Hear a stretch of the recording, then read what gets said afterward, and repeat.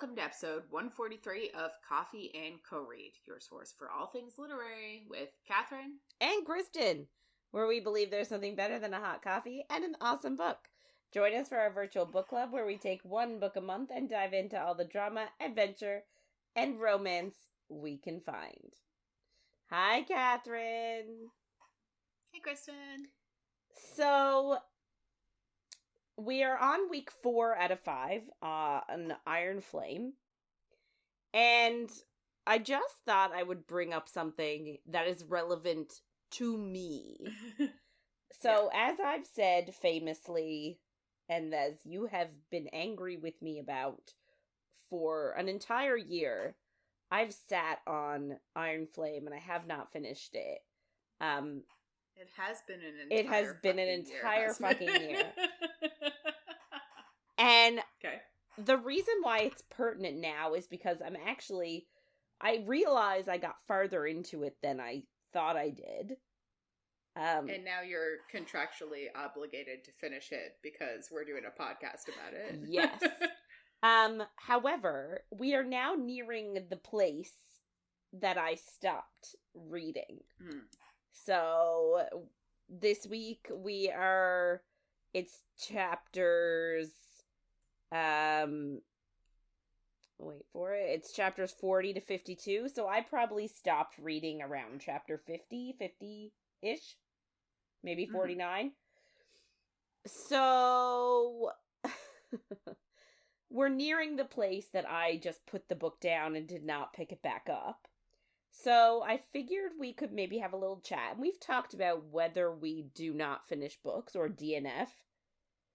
But I wonder, is there something specific about a book that will make you DNF it? Because it's getting more common with us as we age, as we maybe get a little bit more particular about our choices. So what will make you DNF a book? Only so much time, and there's so many books. Yeah, no, I completely agree, because I'm not gonna lie, this week was a struggle for me, because there's so many parts of this week that I was like, if this was any other book, I would have stopped. And I don't know if I would have continued. And whereas the second book, it's harder to not finish it, because you've already gone through the entire first book. You love the first book. So, I do find it hard there. But I was also, I don't know. This is a hard question. I used to pride myself on never DNFing books.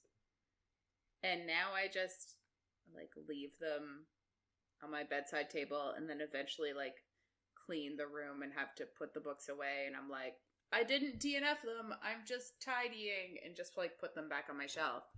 But there are so many reasons I DNF now. And a lot of them are mood dependent, which is unfortunate for the book. So I really just think it's that I'm a mood reader. I'll DNF a book if I'm like, oh no, the couple's going to come up against a problem right now. I don't want to deal with that. And I'll just stop reading it. Which is what happened with The Butcher and the Blackbird. Even though somebody that I know has told me that nothing bad happens, but there's just a quarter of the book left and they're happy. And I'm like, nah, there's no way. There's no way they're going to stay happy for another quarter of the book. I can't continue reading this because I know something's going to happen. Yep. So it's a hugely mood thing for me, but most of the time it's not to be cheesy, but it's vibes, or it's themes that I hate or tropes that I hate. It's the bitchy girlfriend comes back. Spoiler alert. Or something like that. It's when you know something's going to go bad and I'm like, the world is already a fucking shit show. I don't need to read about this. Yeah. What about you? Yeah, I'm about the same. A big example is this book. And you admitted that you found it a little bit draggy in this section. Oh my god, so much. Well, we've talked about it literally ad nauseum, but women pitted against women is one of our biggest pet peeves. Yes. And that is this entire section. Yeah. Into next week. It was also last week. Yeah. And, like, it's a lot of, I find a lot of setup. Right? I find this week is a lot of setup for the final week. So, like, yeah. Is there a ton of really exciting stuff happening? Maybe a little bit in your section is a little bit more action-packed than my section. My section was quite, like, okay, you know. And it was a lot of the, like, bitchy cattiness, and I hate... No pun intended. And, like, it's funny, though, because my section has probably the most famous scene from this book in it. 100%. But it's literally, like, 20 seconds, and then we're moving on, so... Yeah. And, like, I think a part of me didn't finish it, actually, because of what you said. Because I'm a member of all these groups on Facebook where everybody is talking about it, and, like, even without spoilers, people would be like, oh my god, I'm heartbroken. I can't believe that Rebecca Yarros did this to us. Like, I need to talk to someone about this. I don't know how I'm gonna wait a year. What's gonna happen? Like, all of this, like, this build up to the ending is going to be heartbreaking. Yeah. Really, like, I have admitted several times before, I'm a happily ever after type of person. I like knowing what's going to happen, and I like reading and knowing that it's going to be a happy ending before I get there. So, like, and the fact that everybody was so sort of tight-lipped, like, nobody was revealing the ending, so I couldn't prepare myself for what that ending was going to be. So I didn't want to read it. Yeah.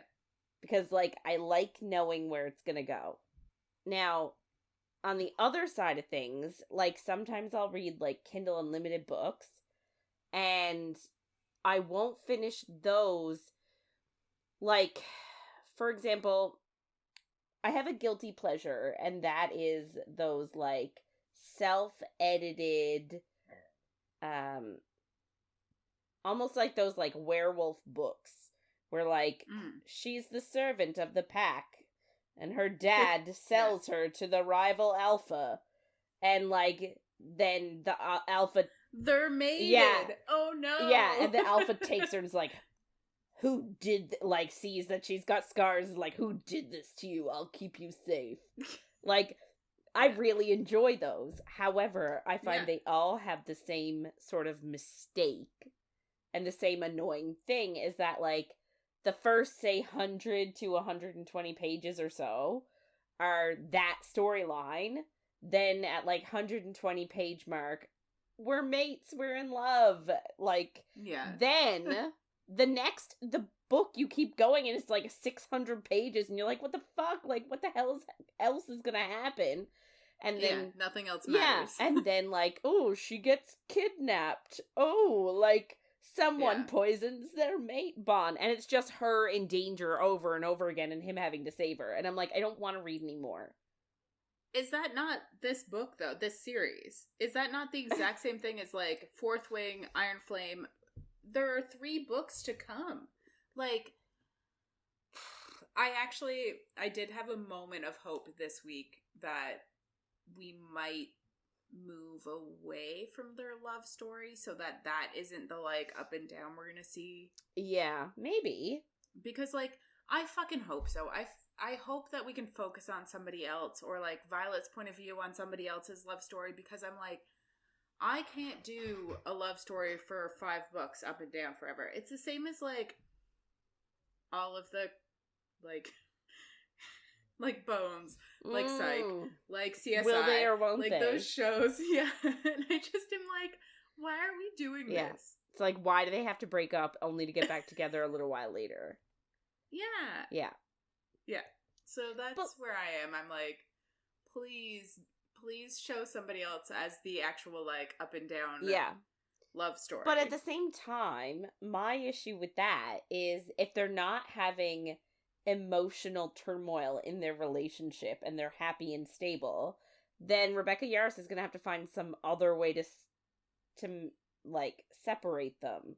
Maybe by distance. Because, like, they all have to do that. Like, SJM did that with Rowan, and Aelin also did it with Rhys and Feyre. Like, they were happy, and then they had to get separated physically because there was nowhere else to take their relationship. So, like... Which is why I'm pissed that there's 5 books in so, like, essentially it's going to happen. Like... Oh, I know. And, like, we don't end this book. This book doesn't end with them being in a happy, loving relationship. Yeah. But I will say, as somebody who OG read Empire of Storms. Yes. With that cliffhanger. Yes. I don't have the same feelings about this book. When I first read it, I was like, what the fuck? And I cried. But I don't know if it's where the world is now or if I'm just so jaded by everything. But I just don't have the same, like... And it also could be that there's still 3 more books that I'm like, I'm not going to let you hurt me. Maybe that's what it is. I'm not going to let you hurt me, Rebecca Yarros. I refuse. But I just don't have the same pain that I did for reading Empire of Storms and finishing there. Can I just say, though, that I feel like Empire of Storms is, like, that's your Roman Empire, like... Oh my god. So I feel like nothing is gonna hit you that hard. I know, but... I don't know, like, that book...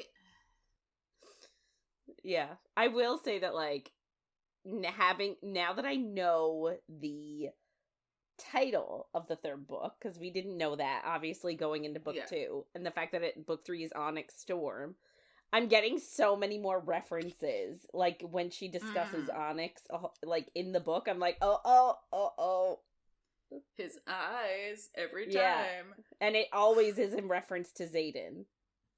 So I'm like, whoa. He's the problem, it's him. Hi, it's him. It's not me, it's him. Yeah. This book, well, yeah, I guess she would say also this book, he's the problem.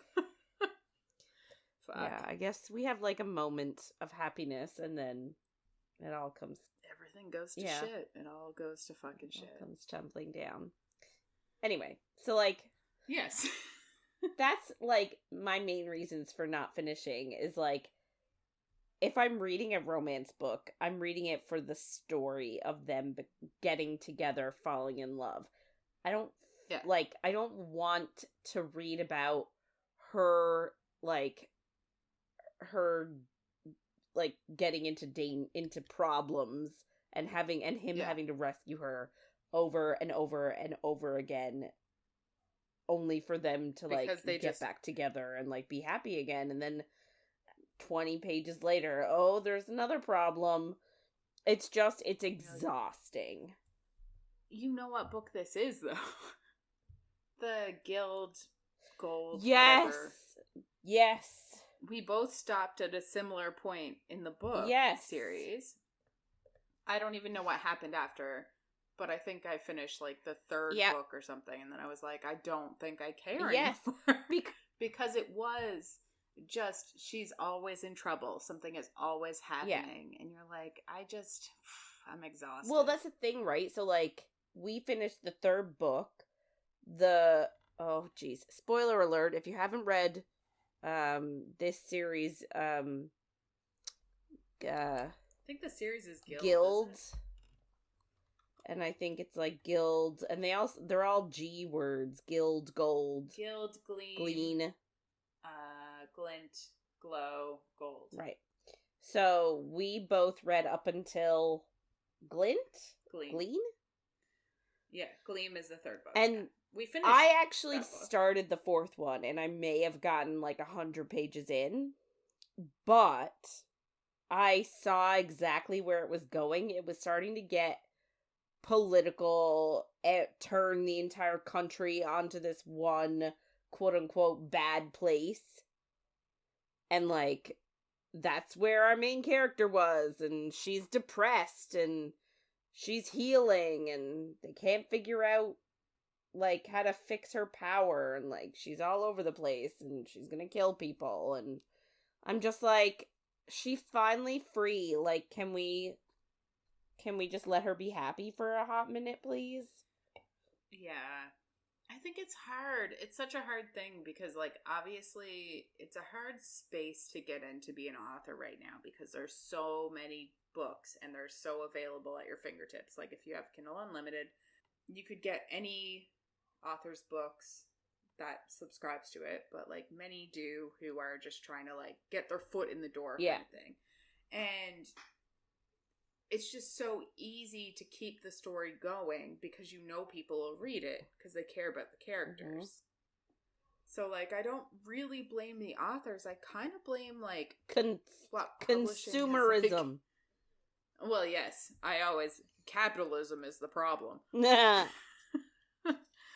But yeah, like, I get why it's happening, but I'm also, like, I'm kind of tired of multiple book series. Like, lately I've been reading books that are just like one-offs, and I'm like, this is good. Except for the one I read recently, I was like, oh, I love this, and then it was like, next year we're coming out with another one, and I was like, damn you, I'll read it, but damn you. Yeah. The Nightmare Before Christmas. Oh. Super cute. Very cute.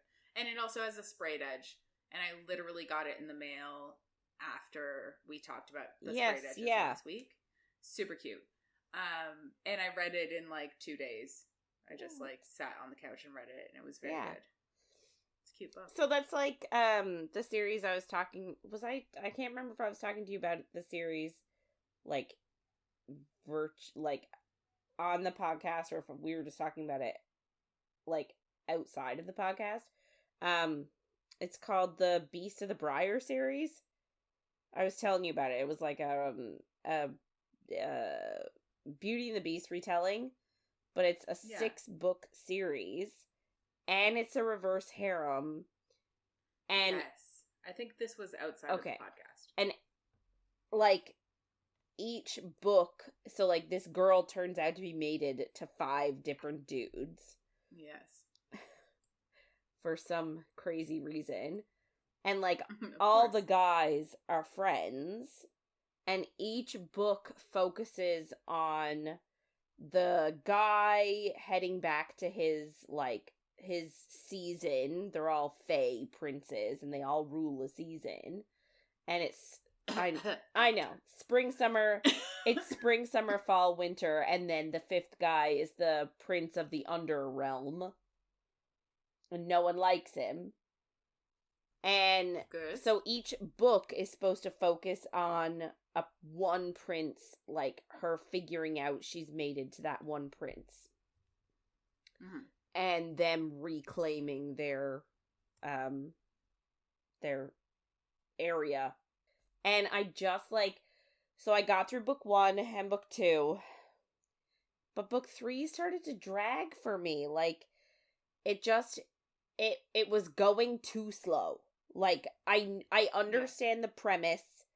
Each book is focusing. I don't need a 600 pages on all of this other court intrigue. Like, just get me to the good stuff of them realizing they're mates, fucking into oblivion, and them being happy. And then they can solve the issue. But, like, it's like they're stringing me along too much, and I couldn't. So, like, I literally breezed. I skimmed it until I got to the sexy bits where they realized they were mates. I read those bits. Skimmed again until I got to the end. And then the end wasn't happy. It was cliffhangery. And of course, she got taken. And it's just sort of like, I just want something happy. Anyway. Yeah.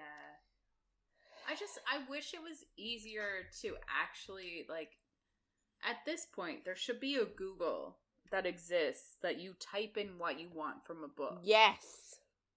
And it gives you recommendations. Yeah. Because, like, I'm still struggling to find my vampire romance one-off book. That's all I want in my life. And I would love to have a werewolf book that is very like what I said before, but maybe her pack doesn't treat her like shit. And, like, not one of those, I reject you. I hate that. Yeah. So, like, I would love it if she wasn't, like, treated like dirt before, but I understand there needs to be conflict, but it's just what I want.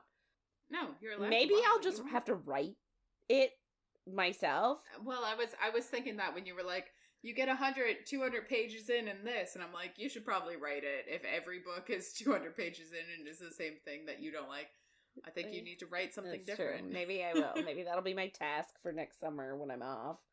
Write my own werewolf thing where she's not treated like a piece of shit. And then she still gets sold and finds her mate. And then they're happy. She's not kept in the dark and, like, cleaning the place like Cinderella. God, I hate it. And then, like, potentially almost raped by, like, the beta because he can.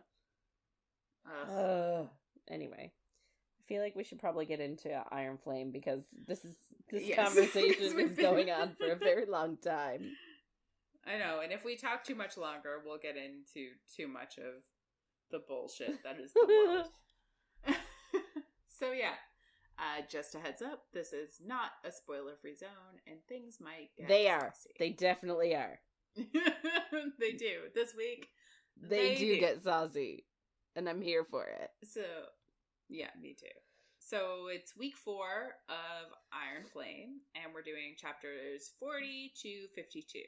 So last week, the highlights are that Violet was being tortured, Xaden rescued-ish Helped. her. Dain also rescued-ish her. Yeah, it was a group effort. She also rescued her selfish a little bit. It's a group effort. Selfish, I said, but I meant herself-ish. Yeah. They all flew back to Arethia with 101 riders and 200 dragons. And Brennan was like, what the fuck? And she was like, huzzah! You said you needed more. And the council was pissed because they're like, oh, she's trying to fuck us over. And she translated part of the journal from one of the original 6. Yes.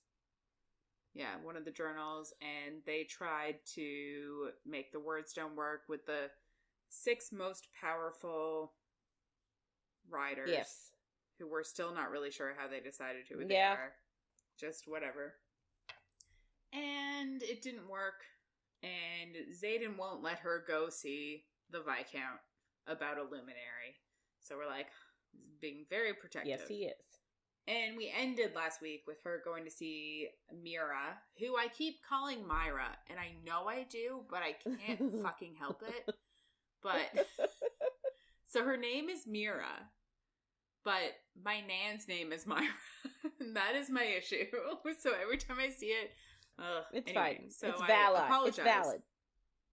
Yeah. So I'm going to try, but we'll see what happens. But she goes to see her sister and asks her for help. And we don't know what her sister says. So we're starting chapter 40 now. And I guess there's an excerpt from the Teresh Rebellion of Forbidden History.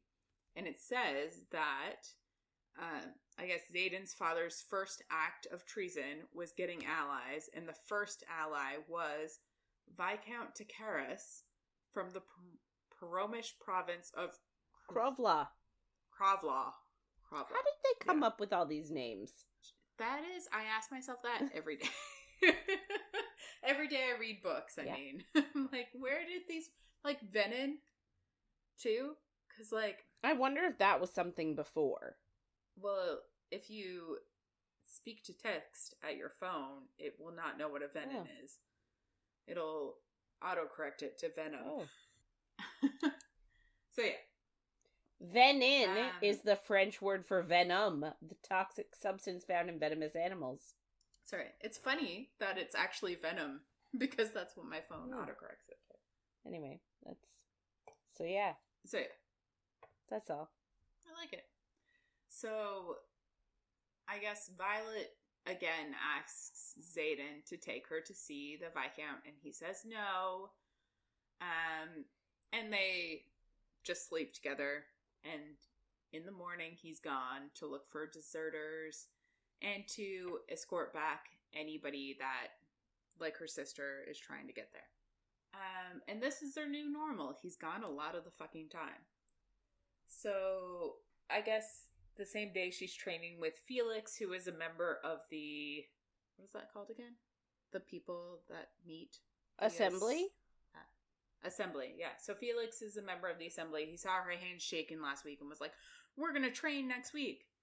So he's training her, and he asks her to hit a target. And she's like, Carr never actually asked me to hit targets. It was all about how many strikes I could do in an hour. And he's like, that's not really useful. Yeah. Which, like, I'm kind of pissed at him. And he does a bit redeem himself, because he's like, it's not your fault. He does say those words. But I'm like, she's in school because her teacher is focusing on a different thing. You can't be pissed at her. But he kind of is. And she tells him that she can do 26 strikes in an hour and was pushed over 40. And he's like, why did you ever try to push yourself over 40? And she was like, oh no, it was a punishment. Don't worry about it. And he's like, what the fuck? And, you know, he's shocked that she can't aim because he's heard about the reports from Resin, which obviously she did aim and she did kill a Venin. And she says, oh, it's because Andarna stopped time. And he's like, well, how did you make it work then? And she's like, I guess with her stopping time, she wrestled her power to go towards the Venin. And it wouldn't have worked because she wouldn't have had the time to do it if time wasn't stopped. And like Fourth Wing, we kind of got that picture. And he's kind of like, that's interesting. So like your power can be attracted to the dark power kind of thing. Yeah. Which comes up and after. I think she even says that like she had to sort of, I guess this is a big learning curve for her, is that like she mentioned that like she had to channel it through a cloud because that's where lightning comes from. And he's like, girl, you don't need, like, it doesn't come from the sky. It comes from you. Yeah. And she's literally like, yeah, she's like, what? I don't understand. And he's like, it's a clear day. Where's the lightning coming from? You're still doing it. Where's it coming from? Yeah. I just, like, I kind of low-key love how annoyed he is that she's clueless about herself, but at the same time, like, I don't blame her, obviously, the same way he doesn't blame her, but, like, I also find it hilarious that she's like, what? And he's like, how do you not know this about yourself? You're supposed to be the smartest kid in your year, like... And she's also so smart, so you're like, what do you mean? Oh, gotta love that, like, communication barrier and, like, that... you know, propaganda information. Like, this is why the Nazis got so popular. They controlled the flow of information. Yeah, exactly. Just like Basquiat. It's true. You're right. By the way, I should just clarify that Nazis were bad.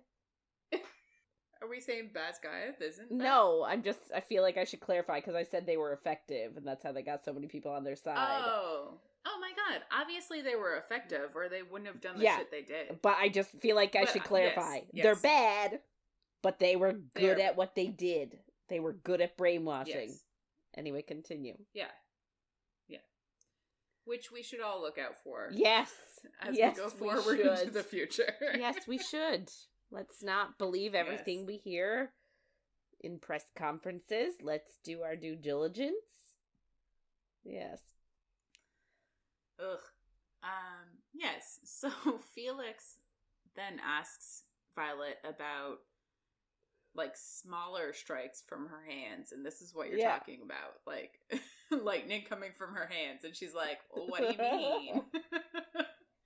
And then this is kind of where he berates her. This is before he's like, it's not your fault, but he's like, you're supposed to be the best rider of your year. How do you not know anything? How to aim? You don't have any control, and you can't refine your magic. And she's like, what? She's like, what? And he's like, you're gonna kill us. You are going to murder us. Yeah. And it's kind of, I do kind of love it, because it's like, she has, like, if you look back at the Vice Commandant, Barish, like, always looked at her as super weak, super, like, it's like, she was the most powerful person there. You guys are lucky she wasn't just going off in the middle of class all the time, because everyone would be dead. She's, like, I guess the most powerful. They were lucky she wasn't, like, masturbating more often. I was also, when I said going off, I was like, in either way. Pew, pew, pew, pew. Because at least if Xaden was around, he could control it for her. But, like, can you imagine if she was, like, hooking up with other guys or, like, masturbating all the time? Like, the place would be on fire. Everybody would be dead. Bazgaia's on fire. This girl is on fire! Oh my god, yeah.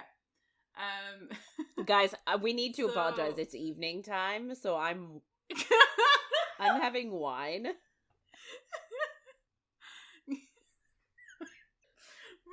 We're letting people know. Yes, yes, I am letting people know that I'm on the wine. I have 2 open beer in front of me because I didn't want to open one on recording. Amazing. I'm gonna have to text my husband for a refill. That's fair. Yeah. So, I guess she asks about Xaden then, because he apparently can only use shadows that are already there. So his signet, obviously we know, is shadows because he's a shadow daddy, but it's only shadows that are already there. And Felix is just like, yeah, but your signets are different. You're 2 different people. Yeah, and you're like, ah, yes. Yes, obviously. I forgot. I thought we were the same. Oh, we're in love. I thought we were the same person now. Okay, great. He also tells her she has pure power, and it takes the shape of lightning because of the way she is. So, I'm like, what the fuck does that even mean? It means that in the future, once she becomes adept at her magic, she could, shape it into, a leopard and have the leopard, run in lightning form after enemies. Lysandra! Yes! That's legit the first thing I thought of when I was like, ooh, she could use other forms. She could, change it to not just be lightning. I'm like, turn it into an animal and have it chase after the venom. I love it. So she then asks Felix why Carr wouldn't have taught her how to aim, why his goal was on power, quantity over quality. And he says that Carr is likely afraid of her, and then he says, after all, you took half of the cadets from Bazgaiath with no plan at all. And she was like, well, it wasn't me, it was Xaden. And everybody that read the book last week was like, obviously it was you. You asked him to. It wasn't Xaden. And it definitely wasn't Dain. We can't even. And Felix is like, yeah, but you wielded Xaden. And I'm like, Jesus Christ, are we giving her a fucking third? Is this her second signet that she can wield Xaden? Maybe. So he basically says that, like, most of the assembly is afraid of her because of how she can wield Xaden. And, like, Valid. Nobody else ever has been able to, and it's impressive. And we're like, they love each other. Does she need more? Does she need more? Maybe. But does she need more? What's the word? Does she need more proof He loves her? He loves her? Like, I'm like, whoa. Because that comes up this week. It comes up all the time. Oh, so much. So, yeah. But she's just like, oh, it was the right thing to do. And he's like, Xaden doesn't care about the right thing to do. He cares about what you think. And she's like, okay. She gets overwhelmed at that thought, and lightning goes off, and he has an orb, and he's like, this is a conduit, and it, like, will collect her lightning when she can't control it. So, and he says that they can use the power inside of it to imbue some bullshit. I guess they don't have wards. I guess maybe the alloy that they have. I don't really know. But they can use it for imbuing. We don't really get what they're imbuing, but they can use the power she's putting into this orb. He gives her an orb. They can use it to imbue. Yeah. It's like just storing magic for later. And because she's so powerful, she won't really notice. Like, she'll notice that she's putting it in there, but it won't, like, she won't feel weakened by putting it in this orb. Yeah, and it'll also help like her. Stop her from I think it's more for like stopping her exploding during the middle of battle brief or some bullshit. Yeah. Which every time I hear battle brief, I think of like battleships. The game. Which I know it's not. E7. So he gives her the orb, and he tells her to use it with, like, small, precise strikes. And he's like, you need to learn the basics. And she's like, oh, I don't need to. And he's like, well, you kind of do if you want to show the Viscount. And he says that, like, the Viscount just wants to see her wield, and her biggest obstacle is actually going to be getting Xaden to take her. Yes. So, like, obviously this is a bit of foreshadowing. And then he says he'll see her in a week, and he'll teach her if she stores up enough in her orb. So he's like, I'm not going to teach people that don't want to be taught. Which is fair. So later, Mira asks if she's sure about this, and they go back and forth a bit, but they're going to go to the Viscount. And Myra says the only reason she's agreeing is because if she did everything Violet asked forever, it still wouldn't make up for not believing her the last time they talked. I don't know. And I'm like... She literally came up to her and was like, hey, so this fairy tale, do you believe in it? And Mira's like, no, you need sleep. Like, yeah, that seems perfectly It's like reasonable. if I went up to my sister and be like, hey, so there are vampires, like, on the West Coast, just eating people. Like, I'd be like, take me there. Right right now. Yeah. Get in the car. Start the car!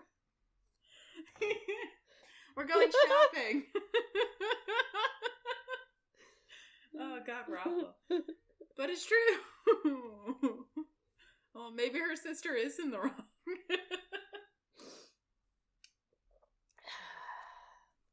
But yeah. Yeah, I don't think her sister is at fault. And I don't think she should forever do what Violet says, because sometimes people are wrong, and we should tell them that they're wrong. But yeah. Mira also says that she likes how protective Xaden is, which is like a big deal for her, I guess. Yeah. So Brennan's also going, so it's literally the 3 siblings going on a trip, and you're like, back okay, at it again. The Sorgale siblings. Yeah. And Violet is like, Taryn, you're not telling Scale, right? And he's like, nope, I'm not going to tell her. So then they leave. So they fly to Krovla, and when they're close by, they actually meet with Griffin riders who escort them. And Violet sees the palace, and at first she's like, oh, this is super pretty. And Terran's like, it's very indefensible, and it's gonna fall if Venom come. It's very impractical. And she's like, okay, cool. But it's very pretty. And she's like, she immediately thinks how sad it is that, like, they don't live in a world of peace, that you could actually have a place like this. And then Taryn says that she's not going to enjoy the welcome they're going to get. And she's like, what do you mean? Like, we all knew what was happening. 100%. As soon as he says that, we're like, oh, shit. But we're also like, Taryn, why are you forsaking your rider for your mate? But I don't think he is, because he wasn't a fan of this plan to begin with. I know. He wants to keep her safe.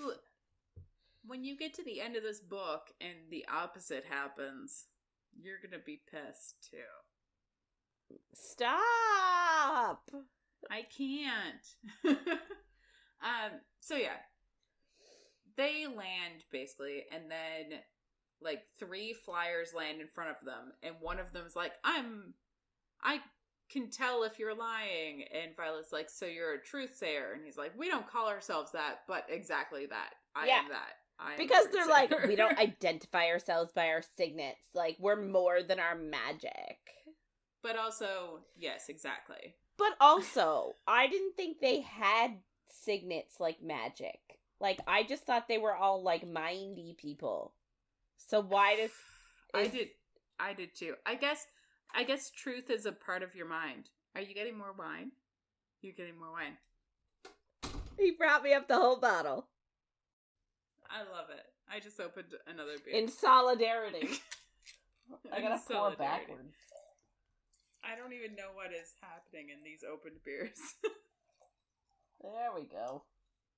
I'm using a litter box as a table. Amazing.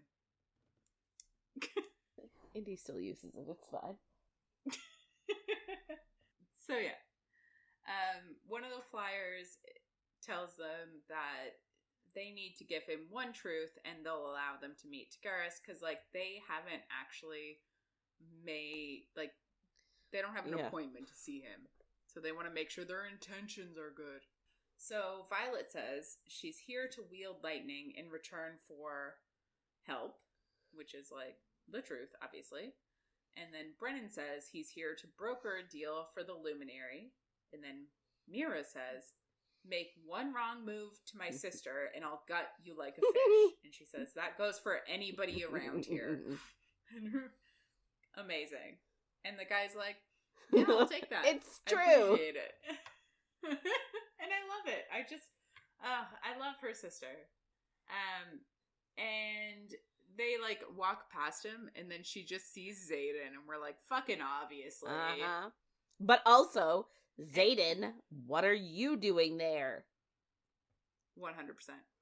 And Xaden's like, you weren't where I left you. And you're like, excuse you? Where you left She is her? a human being. Where she needs to move. Her? You don't leave humans places. I mean, you can, but they can move to other places. Yeah. I'm just thinking if they're like a baby, you can leave them somewhere. Yeah. That's not a lie. Babies can't really go anywhere. They can't. Their little legs. Oh, God. This is fun. New chapter. This is great. This is what we were trying to do. Oh, God. So, yeah. There's a new excerpt, and it's from The Aristocracy of Pormel. Aristocracy? Yep, maybe. Don't know. I'm reading a word that I wrote earlier. I don't know what it is. And the Queen of Pormel, who we don't know, we've never heard of, we don't know anything about her, has named the Viscount Takaris as her heir because he's old and has no heirs himself, he isn't a popular choice. And we're like, oh shit, this is the Viscount they're obviously going to see. But I'm also, why would she name him? Also, who the fuck is she? Are we ever going to meet her? Don't know. I imagine we will. Oh my god, maybe she'll... I'm never going to get over 5 books. Maybe she'll name Violet her heir. Just randomly. That'd be hilarious. I like you. You're my new heir. I'd like it. You're cool. I'm here for it. So yeah. So we're back to the chapter, and Xaden is pissed, but Brennan's like, we need a united front right now, so you need to shove that shit down. Suck it up, princess. And Xaden's like, I can't believe you brought her here. And Brennan's like, I outrank you. And Xaden's like, you only outrank me in one way. And he's like, it's the only way that matters. And I'm like, I don't really understand. Me neither. I didn't think he outranked him in any way. Me neither. Because I thought, like, he's basically, like, the king. Could it be in the whole, like, the fact that he's related to Violet and Xaden is not? I don't think so. I think, like, because he's the one that has always been sending the letters to the Viscount to trade. So I don't really understand how, and I don't understand all these lieutenant colonel bullshit. Like, no. I'm sorry. No. I don't understand them. Nope. But I don't even know if Xaden has one of those. Isn't he just an officer? But he's also a Ryerson and owns the house that everybody's in and is like, I don't know. So anyway, Brennan outranks him in one way that matters, and that's where we are. So Xaden is basically tells them how well he knows this place, and we're like, motherfucker, you need to shut up or you need to explain yourself because this is not going to go well. But he also says that they landed a few hours ago when Sigale felt that Taryn was going somewhere. And Violet's like, what the fuck? You promised not to tell her. And Taryn's like, I didn't tell her. She felt I was going somewhere. And we're like, oh, Taryn, you little baby boy. You can't. But he did. So then Xaden introduces the three of them to the Viscount. And he asks if it's true that she wields lightning from the sky, and she says yes. And then he's like, wait, before you show me. But she doesn't wield lightning from the sky. She wields it from her hands. No, it's the opposite. She wields it from the sky. She can't from her hands. I guess. But she's putting it in the sky. Yeah, but she doesn't know how to do it just from her hands. It's all of the above is right. She's going to eventually be able to do all of it, but... Okay. She's bad at some of it. I don't know. Anyway, that's what he thinks. Sure. Yeah. And yeah, so she says yes, and then he's like, before we have a demonstration, we're gonna have supper. Needs to be civilized. Yeah, and then he's like, before we have supper, you guys need to fucking change, because you are peasants.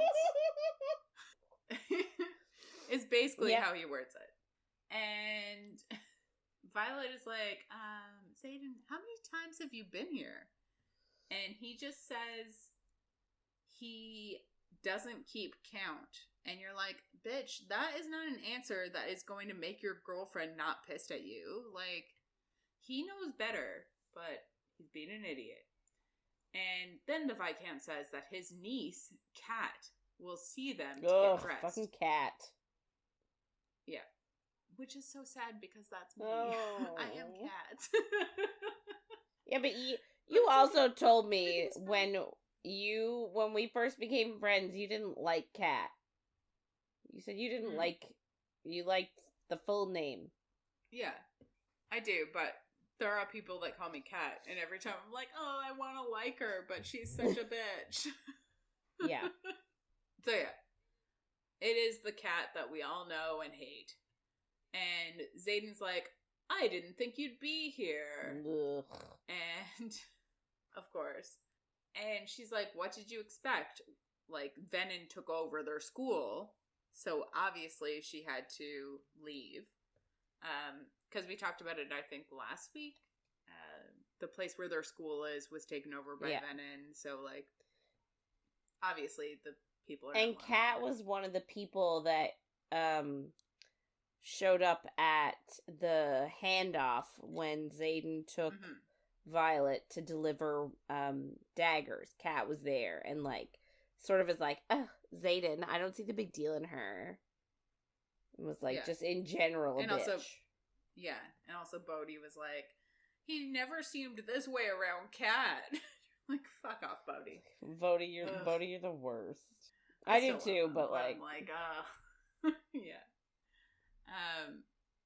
So they basically walk to their rooms, and Kat tells Xaden to take Brennan to get ready in his room, in Xaden's room. She's like, it's just how you left it. Don't worry about it. And Violet's like, what the fuck does he have a room here for? Like, what the fuck is going on? And Xaden asks Violet to go with him, and she is so pissed at him that she says no. And I'm like, this is dumb. Why are we like, you should be strategizing now. Like, I get it, but still. Like, go to his room, like, have sex, take the edge off. Yeah, but also, like, you guys are supposed to, like, united front. That's what Brennan said.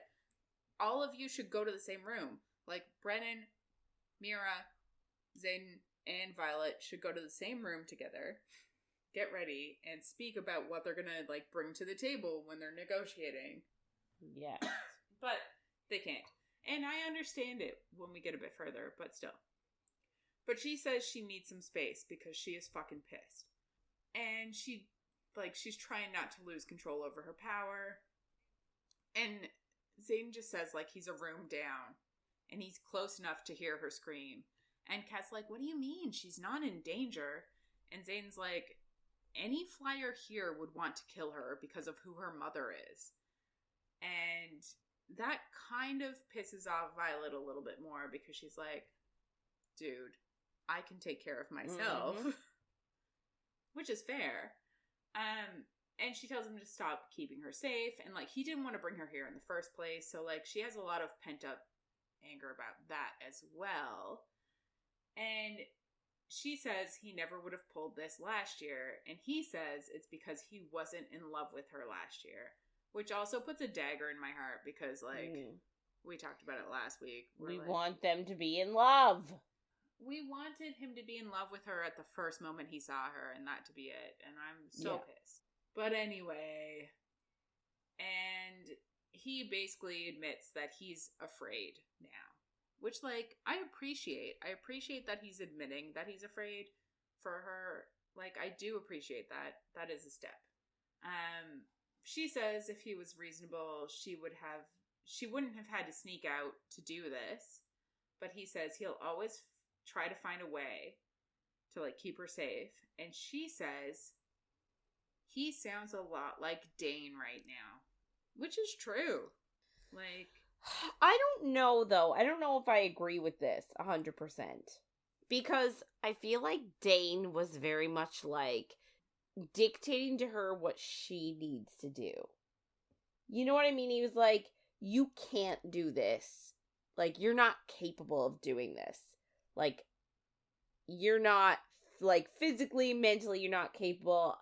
I'm gonna keep you safe, right? I'm gonna make you safe. But how is that different than him saying you're not capable of going to the Viscount and wielding without being But taken? Is he saying she's not capable, or is he saying that I don't trust, like, I don't know, for some reason it's different in my head, because, like, there are outside forces at play here. Like, before it was all based on Violet's abilities. I don't think Xaden is saying she's not capable of wielding the lightning. I think he's saying he doesn't trust Tecarus to do something, like, sneaky. But I think it gets muddy when we realize that, like, Tecarus isn't ever going to do something that somebody doesn't agree to. And Xaden's obviously been there so many times that he definitely knows that. You know what I mean? I do know what you mean, but, like, we don't know that in this moment. No, we don't. Yeah. Yeah, it's interesting. And obviously, like, when I read this part, I was like, what the fuck is going on? She's losing her shit. Like, why doesn't she just go with Xaden? She hasn't seen him in, like, a few days. Such a long time. Like, why doesn't she just chill with him and figure shit out? So, like, we know something else is going on. And that, I think that's the whole point of it. But yeah. She closes the door in his face, and then she gets dressed in, like, a beautiful black, almost transparent dress that, like, shows off her relic on her back, and Mira chooses a dress based on the pockets, which is, like, our favorite thing about dresses, so that she could take her daggers with her, and I'm like, love it. And the fabric of the dress that Violet's wearing is super rare, so she asks, like, the person helping them get dressed about it, and she's like, oh, so he gets really rare things. And she's like, yes, he will make a proposal to tempt anybody to be collected. But this is kind of where we get that, like, he'll make a proposal. He won't just, like, keep people. Yeah, he doesn't steal them. Which is, like, yeah. Which kind of reminds me of the first Guardians of the Galaxy movie.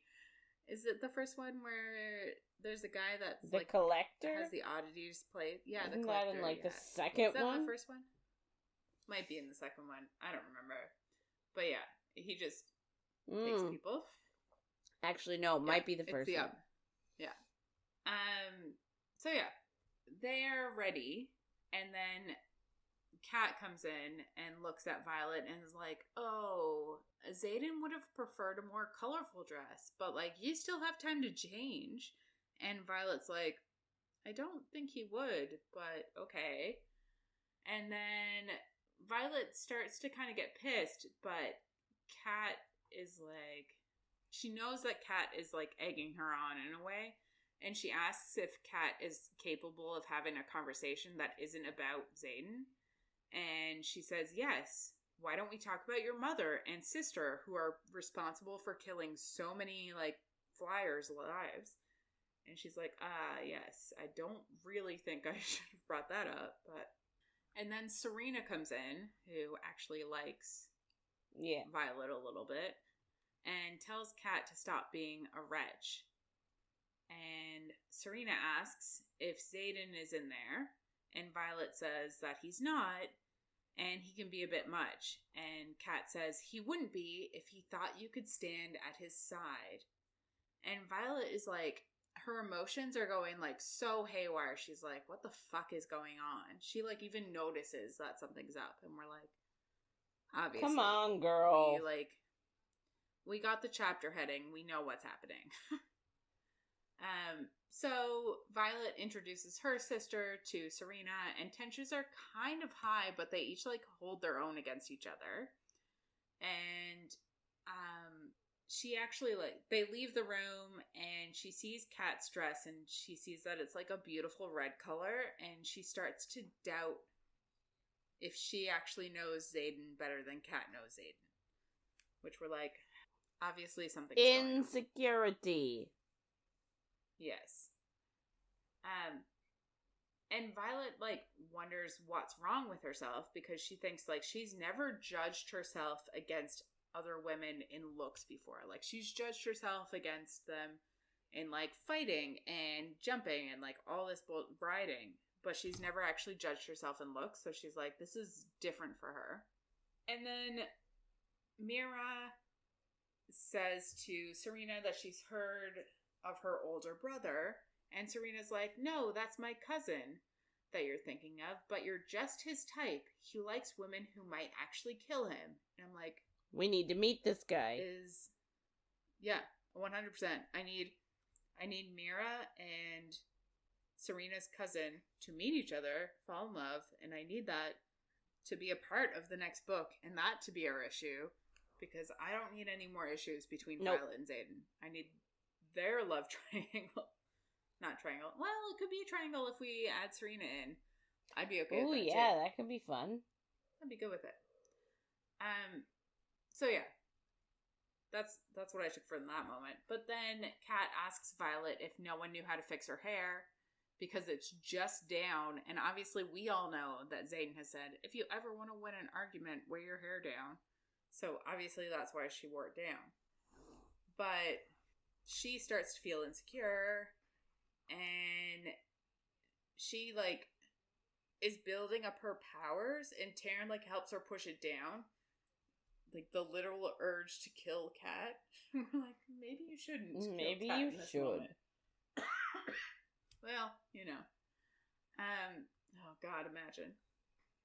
And Violet says like she appreciates the advice, but Kat isn't the one she's picking a fight with tonight. And then Kat's like, oh, you shouldn't pick a fight with Xaden. Anything you do will like be childish to him. And Violet's like, what the fuck? And then Kat says, Xaden never loses control. And then Violet has like a vivid memory of them having sex and Xaden losing control. And she's like, gets clear-headed for a second. And we're like, obviously something is fucking going on. Yes. And then Serena tells Kat to give it a rest. And we're like, obviously, anybody reading could see what's happening. But okay. But Serena says that, Kat is only a year older than Violet, and she hasn't been with Xaden in over a year, and Violet is the best weapon they have against Venom, so she needs to fuck off, basically. Love it. I do too. And Mira asks if Violet is okay, and she says no, but she doesn't know why. So they walk inside the room where they're gonna have supper, and she's just, immediately sucked into Xaden's orbit. And, he walks to her and says that she's playing dirty because her hair's down, I guess. And she wonders at that moment why he isn't going to the obvious choice of Kat because she's so insecure. But then she says, she's still angry at him, and he agrees and says he's angry at her. And he says it's still possible to be madly in love with him when she's angry at him. And I'm like, I don't like the way he worded it. I felt like he could have said it's still possible to be madly in love with each other. But he's also, I sort of forget, is he still trying to get her to convince, is he still on that, you love me? No, they said it last week. He said he loved her last week. Yeah, but did she say it back? Because after she was tortured, she was like, I need to say it every day. Yeah. Maybe he's just reminding her again. Because they're mad at each other. Yeah, which is, I guess it's fine. And I know it's more so, I know it's more so my trauma than anything else. But I'm like, you can both love each other. Why are we focusing? No need to fight. But yeah. So yeah. He then cocoons her in his shadows and kisses her, and her jealousy immediately disappears, and we're like, imagine. And he says he should have done this since he saw her, and he says that Kat has a gift of heightening emotions, and he would have told her earlier if she wasn't blocking him out. And I'm like, you can't blame her for not, you can't blame her for shielding herself here. You should have told her before now about this. This is... Yeah. Ugh. But anyway, so Kat's gift is to heighten people's emotions. So she maybe had, a little bit of, jealousy that Kat had slept with him before and, all this shit. And, it got blown out of proportion because... Which we're glad about because I didn't want to read a book about a woman that's like, oh no, I'm not good enough. Yeah, I like that she's, confident. She's, on a normal day, she's like, why was I worried about that? Yeah, she's like, I never judge myself against women on how we look. I'm like, I love that. I have enough insecurities in my head. I don't want to read about somebody having them. I want a fucking alien on the page. That is what I want. That is why she's my favorite. Yeah. Agreed. So, yeah, that's why we had this moment. Then Xaden tells her that she's won because her hair is down. And he's been overreacting, and he should have listened to her, and he asks if she can admit now that it was dumb to come here behind his back, and she's like, nope, we needed to. And I agree with her. I'm like, he never would have admitted he was wrong if she didn't show up here. So I'm like, I don't know. Yeah, I mean, I don't think a part of me is just like that sensible part when someone apologizes, you apologize back. So part of me is like there. Like, you know, he said he was sorry and he said he was wrong. Like, you should also... Nah, that's being a woman and being taught your entire life that you need to apologize. Nobody needs that. I literally do that all the time. Like, if I bring an issue, like, and not even just with men, like, with everybody. Like, if I, Same. Like, just as a hypothetical, like, this specific incident hasn't happened. But, like, say if, like, I hear tell of, there's a fight going down. If I hear some students talking about, like, oh, there's a fight. There's going to be a fight at lunch between these two kids. And if I bring that to my admin team, the very first thing I say is, oh, I'm really sorry. Or I apologize because I'm adding to their workload by giving them this information. But, like, obviously they want this information because they...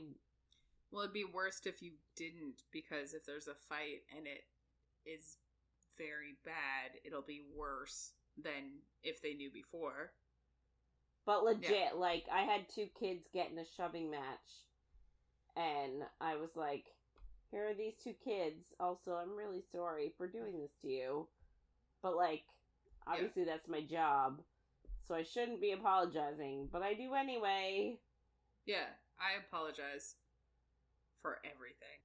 My sister gets mad at me now. She's like, you need to stop apologizing. And I'm like, sorry. Sorry for apologizing. I'm so sorry that I apologize so much. And she's like, here, you can't. It's like, don't hate me for apologizing. I'm so sorry. I'm so sorry. There. But I kind of appreciate that she doesn't apologize because she is right to have come here. Xaden should have let her come here before. The fact that we're like, the fact that he didn't let her, I'm like, let her do. I know, but I also realize it's higher stakes. Well, it's hard to say because like last book, you're like every fucking second she was dying. I don't know. Whatever. But he didn't love her then. Which pisses me off so fucking much. He should have loved her from the moment he saw her. How dare he? Why is he not Darcy? A beautiful set of eyes. And that's all I wanted. So. Now that we've gotten that out of our system. Yes. The Viscount, and same as this scene, the Viscount's like, guys, please join us back at this table in this and stop making the fuck out. And they're like, oh, sorry. And except for Xaden says he makes no apologies, which, like, imagine making no apologies. We can't. And he says he can't maintain his control around Violet. And Violet's like, did he hear everything that Kat said? Because she literally was like, Xaden never loses his control. And he said those words. So did he say them as like a punch in the face to Kat? Like, I feel like him and Kat need to have a conversation. I feel like this is not an issue between Kat and Violet. Yes. Exactly. But he says he can't control himself around Violet. And we're like, ugh, of course. Let's piss off Kat some more. And her face falls. And I don't necessarily blame her too much once we get too far into it. I do owe you an apology for like a few weeks ago when I was wrong. And you were right. But we'll get to it. I love being right. So yeah.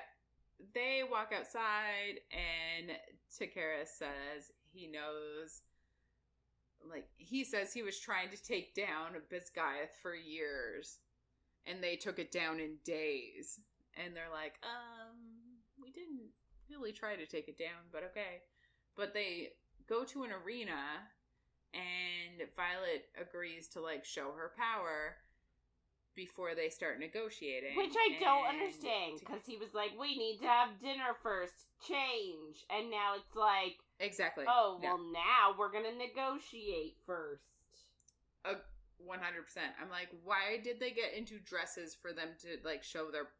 Like, why did she put on a dress to show her power? It doesn't make any sense. But, of course, she did. So, she agrees to it, and he, like, shows her to an arena, and, like, guards are wheeling out a chest, and the chest was a negotiation between Xaden's father to Takaris, and we don't really know what that was all about, but we get that much. And Takaris says, as long as Xaden doesn't go into the arena and Violet hits the target, they can start negotiations. And Violet's like, yeah, of course. And she's like, I just need to hit this chest. And Mira's like, I wasn't part of this negotiation, so I'm going with her. And she also says her signet has nothing to do with anything. And she says to Violet that she actually can't use her signet this far away from the shield. So, like, her signet, like, expands shields, but she's saying now that she can't use it so far away from the, I guess, Navarre.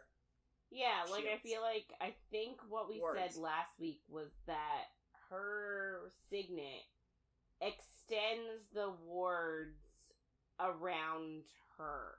So, like, it extends them, like, if she goes, say, like, 20 feet beyond the wards, she can take the ward with her that 20 feet. But, like, obviously, if she's nowhere near the wards, she can't extend it. At this point, they're, like, 10 hours away from... Yeah, they're ages away. So, like... Arethia or whatever it is. So her signet right now is fucking useless. But she's got some swords in her pockets, and we love her for it.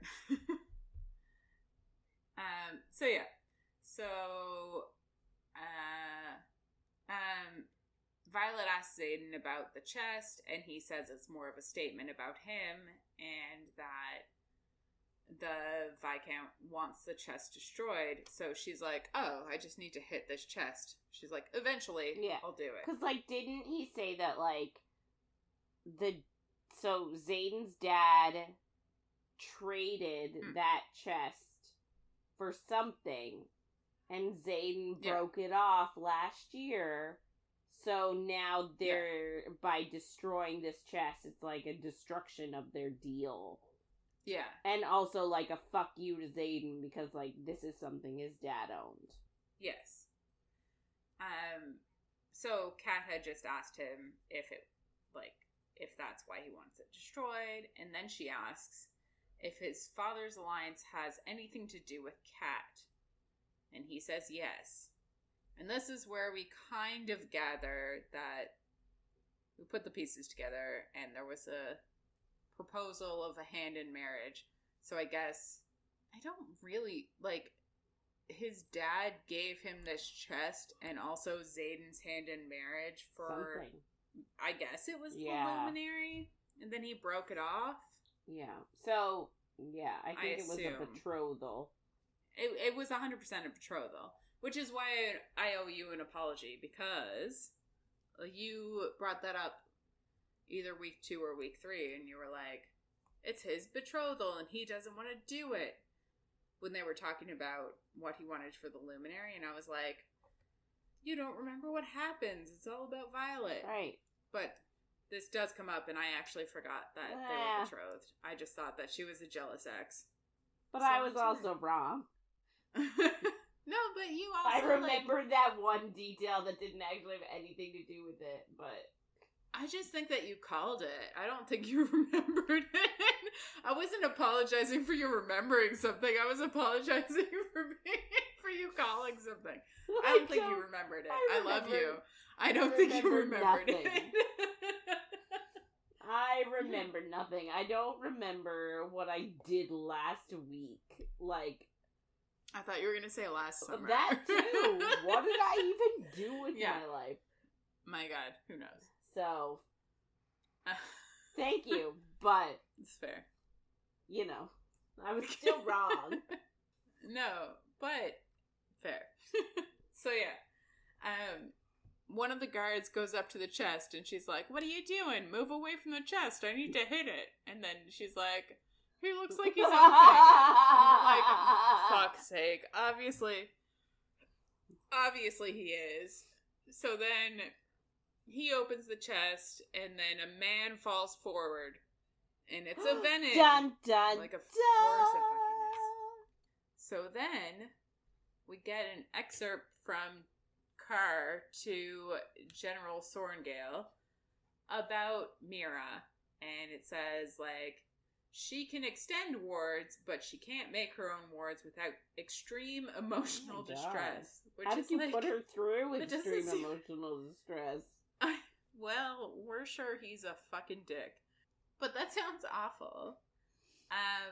And he doesn't think that she's going to develop beyond that. So, like, we're going in this chapter and we're like, Carr thinks that she's not helpful in this situation. Carr thinks Mira's fucking useless.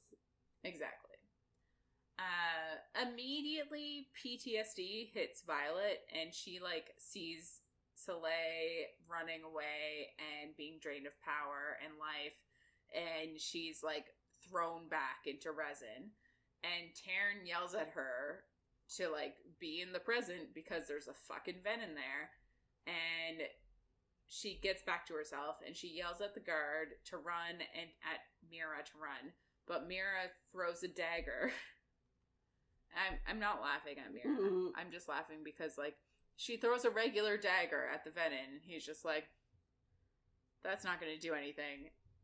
And Violet's like, well, now he's got a fucking dagger. Yeah. Which is just like, maybe you should explain to your sister a little bit more. Why have they not had this of the fucking words? I would think the same. But then the venom also grabs the guard next to him and starts draining him. And we're like, oh, great. Now he has power. Perfect. Yeah.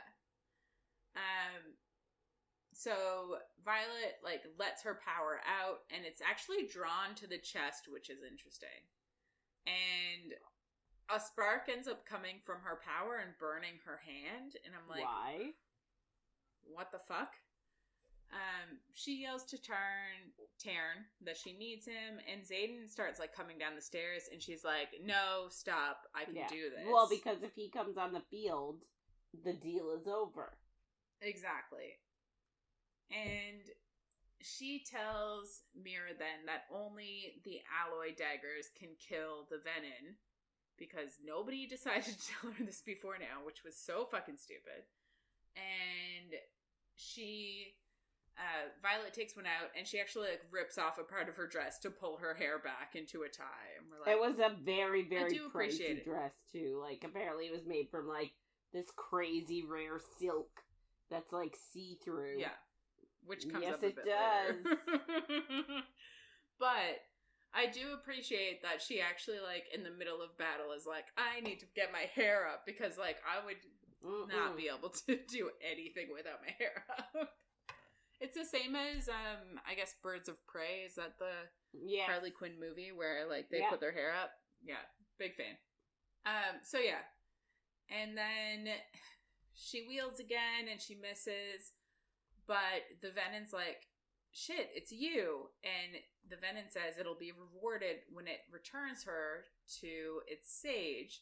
And she's like, oh, I know you're sage. And he's like, which one do you know? And this is our first moment of realizing there's maybe more than one sage. Which, I don't think it's not that big a deal. Yeah, but it's Violet's first moment of realization. Even though I don't think she talks about it ever again. Xaden then says to Violet, mind to mind, behind you, and Violet looks behind her, and there are daggers there that Xaden has thrown. So Mira goes to get them, and Violet throws hers, and it hits the venom's side, because she didn't take into account the, like, downpour that's now happening for some reason. We're like, Great. Yeah. The Venom then throws the chest at them. And she, like, has to shove Mira to the side, and then a dagger pins her dress, and she has to roll and tear her dress. And then she looks over, and Brennan is helping her up, and she's like, what the fuck are you doing here? Like, now both of her siblings are down here, about to be killed if this Venom tries to take power from the ground. And I'm like, why hasn't the Venom already tried to take power from the ground? He could have killed them immediately. But he didn't. Jump? That's a good question. How far above the ground does it go? I do not know. And now the Venom puts its fist to the ground and starts taking power. And Brennan yells at Mira to shield, but she says she can't this far from the wards. And Brennan grabs them both. And Mira is actually able to shield, but then she collapses. And just them and their tiny little circle of 3 are fine. But all of the spectators above are also fine. And Violet realizes that these stones came from a place where the Venom had already taken power out of them. So they can't, like, it's not a conduit up. So it can't kill the people that are watching. And we're like, great. I love the forethought. Yeah. Oh, yeah. So Violet then yells at Brennan to trust her and to get Mira to the steps. And she takes a dagger in each hand and waits. And she starts, like, pulling Taryn's power, and she can hear that he's nearby, and she throws her daggers to pin the Venom's feet to the field, and Taryn grabs her as she puts her power into the field, which is water, and that conducts the electricity and electrocutes the Venom. Woo! She does it. So Taryn brings her back to the palace, and, like, her dragon, Sigale, Tiny, and Brennan's dragon are all there like, we're gonna fuck you up. I love it. Me too. And then, even a bit worse, I guess, Xaden's shadows have Takaris by the throat, and they're strangling him, and this is so stupid. Sorry, I only realized it now, but we'll get it there in a second. But Xaden is strangling Takaris, and Kat begs him not to do it, and Violet, like, starts sending her love down the bond, and she's like, I'm alright, everything is fine, and he can't answer anything if he's dead, and Violet says to Takaris that he's lucky he isn't dead. If he had put Xaden in this danger, she may have killed him. Which I love. And me too. I love that they're 100%. making Xaden as the more merciful one. Me too. And he basically agrees to tell them everything if, like, they let him down. And Xaden tells her that the runes on the chest kept the Venom suspended in air, so it couldn't touch anything. So, like, the chest was like a magical chest, keeps things in the air. So it couldn't, like, get energy from anything while it was inside there. And Xaden eventually, like, lets go of Takaris and says if he wants to have words about the Alliance, to come to him, and Violet is beyond reach. And he says he'll kill him and leave Serena as his heir, and asks him to apologize to Violet. And this is where I'm like, why didn't he just do this long ago? Because Serena, who is the heir of Takaris, has been complaining about not having weapons. So why didn't they just kill the Viscount, take his luminary, and start making weapons before now? And make her the heir to give them the luminary? I'm assuming she is affectionate towards her uncle? I guess, but, like, her being pissed that, like, he's not making enough weapons when he's like, we need a luminary. Like, she's part of the problem.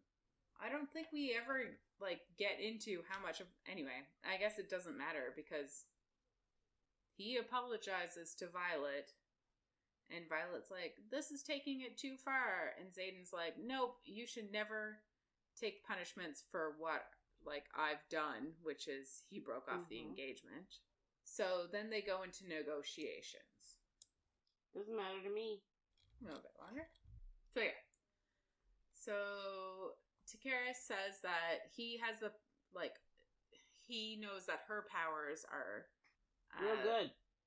Basically, yeah, astounding, and she isn't even trained at this moment, obviously, because she can't aim. And Violet starts to get angry, like, super fast, and she's like, Cat, get out of my head, or I'll start wielding inside. I'd be so bad around someone like Cat. If someone amplified my emotions, I would be so Nobody anxious. would be able I to. feel like my anxiety is already heightened all the time. Yeah. Can you imagine if there was somebody else being like, make it more, make it more? I would literally be deceased due to anxiety. Yeah. My overwhelm I wouldn't be able to handle the amount of overwhelm I felt. I cannot imagine. Like you'd run out of spoons. Yes. But also, like, sometimes I'm in the kitchen making supper and my cat is like meowing at me and I'm like, you have food, you have water, I don't know what else to do with you. But it's the fact that I'm in the kitchen and I'm the one that feeds Neville. He's like, so now it is food time, and I'm like, you have food, you have it's food. It's not food time. I'm like, I don't know what else to do.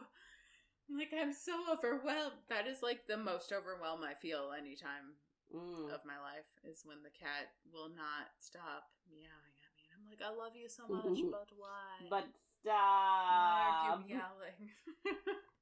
Why is this happening? So yeah, I can't even imagine if, like, in my worst times, if I was feeling my emotions tenfold. Blech. Not good. So yeah. The Viscount basically says that he's a good collector because he knows what people want, and he knows that Violet wants peace for the people she loves, so he offers her a deal of being his guard dog for a few years, and then she and the people she loves can go live on an island. And she, like, thinks about it for a second, but then she's like, no, that's a super cowardly thing to do, and running away isn't going to help. And Brennan cuts in and says, like, Violet wielded for you, so we get the luminary. And he's like, no, I said if she wielded, we could negotiate. Oh, this and double Brennan's like, talk. Yeah. So Brennan's like, okay, well, we'll give you weapons. And he's like, you'll give me weapons and you'll take the 100 flyer cadets back to be educated in Arethia. And Violet's like, what the fuck? Never. And Brennan's like, yeah, fine. As long as you give us 100 crossbows too.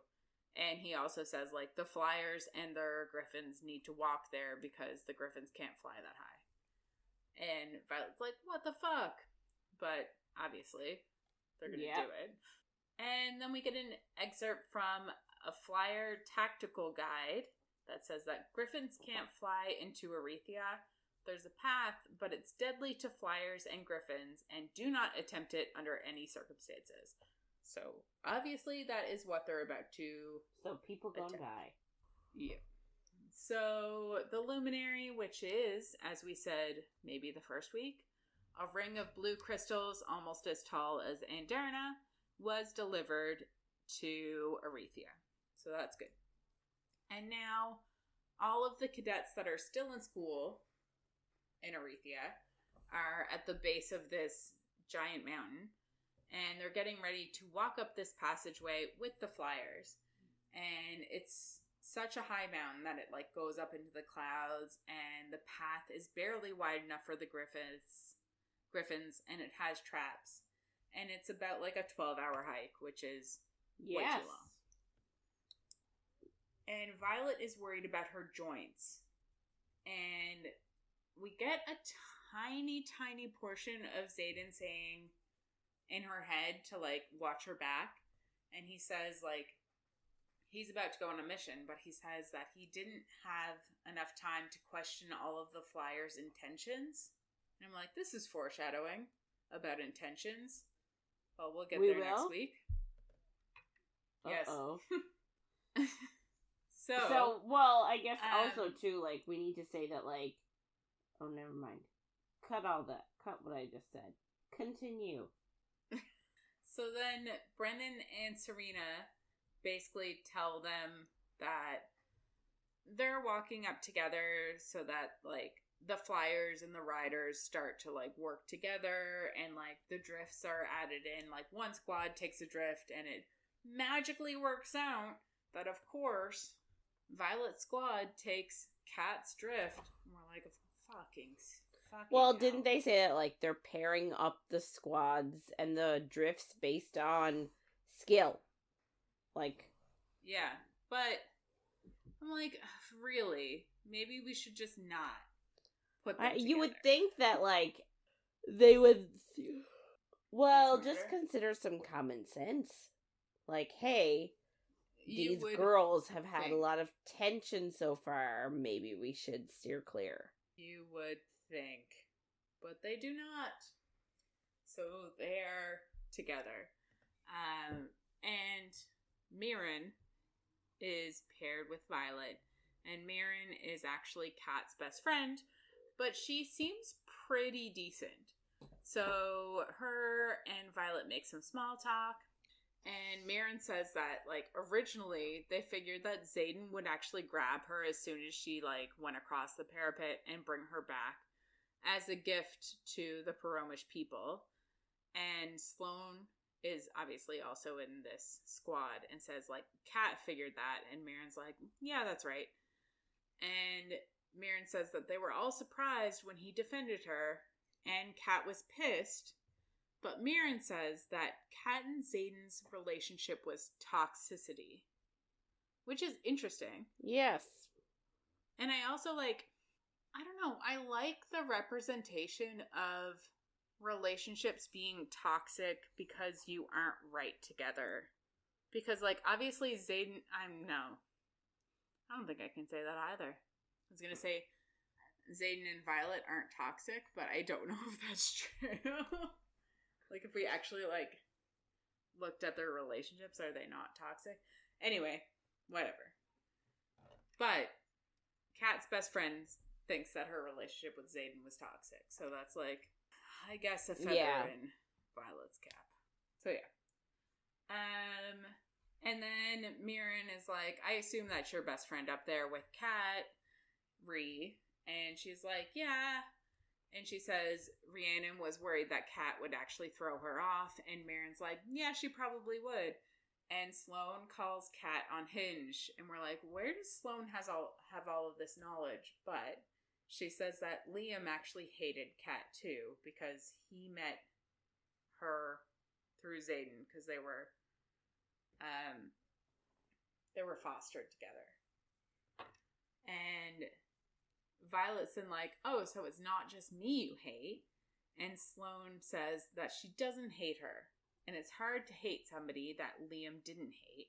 And she's currently reading the October letters, which is when Liam became Violet's bodyguard. Someone yells from above then and says, look out. And there's like a giant boulder falling. And Tairn pulverizes it with his tail. And everybody's like kind of shocked. And then they start talking about like how griffins choose flyers, because like obviously a lot of the riders die. And the Paromish people like go out to the boulders and they just like jump off the cliff. And if they land on a griffin, they are chosen. But if they miss, they just swim to shore and they can become infantry or anything else. And Mirren then calls them weird for killing cadets. And we're like, yeah, that's fair.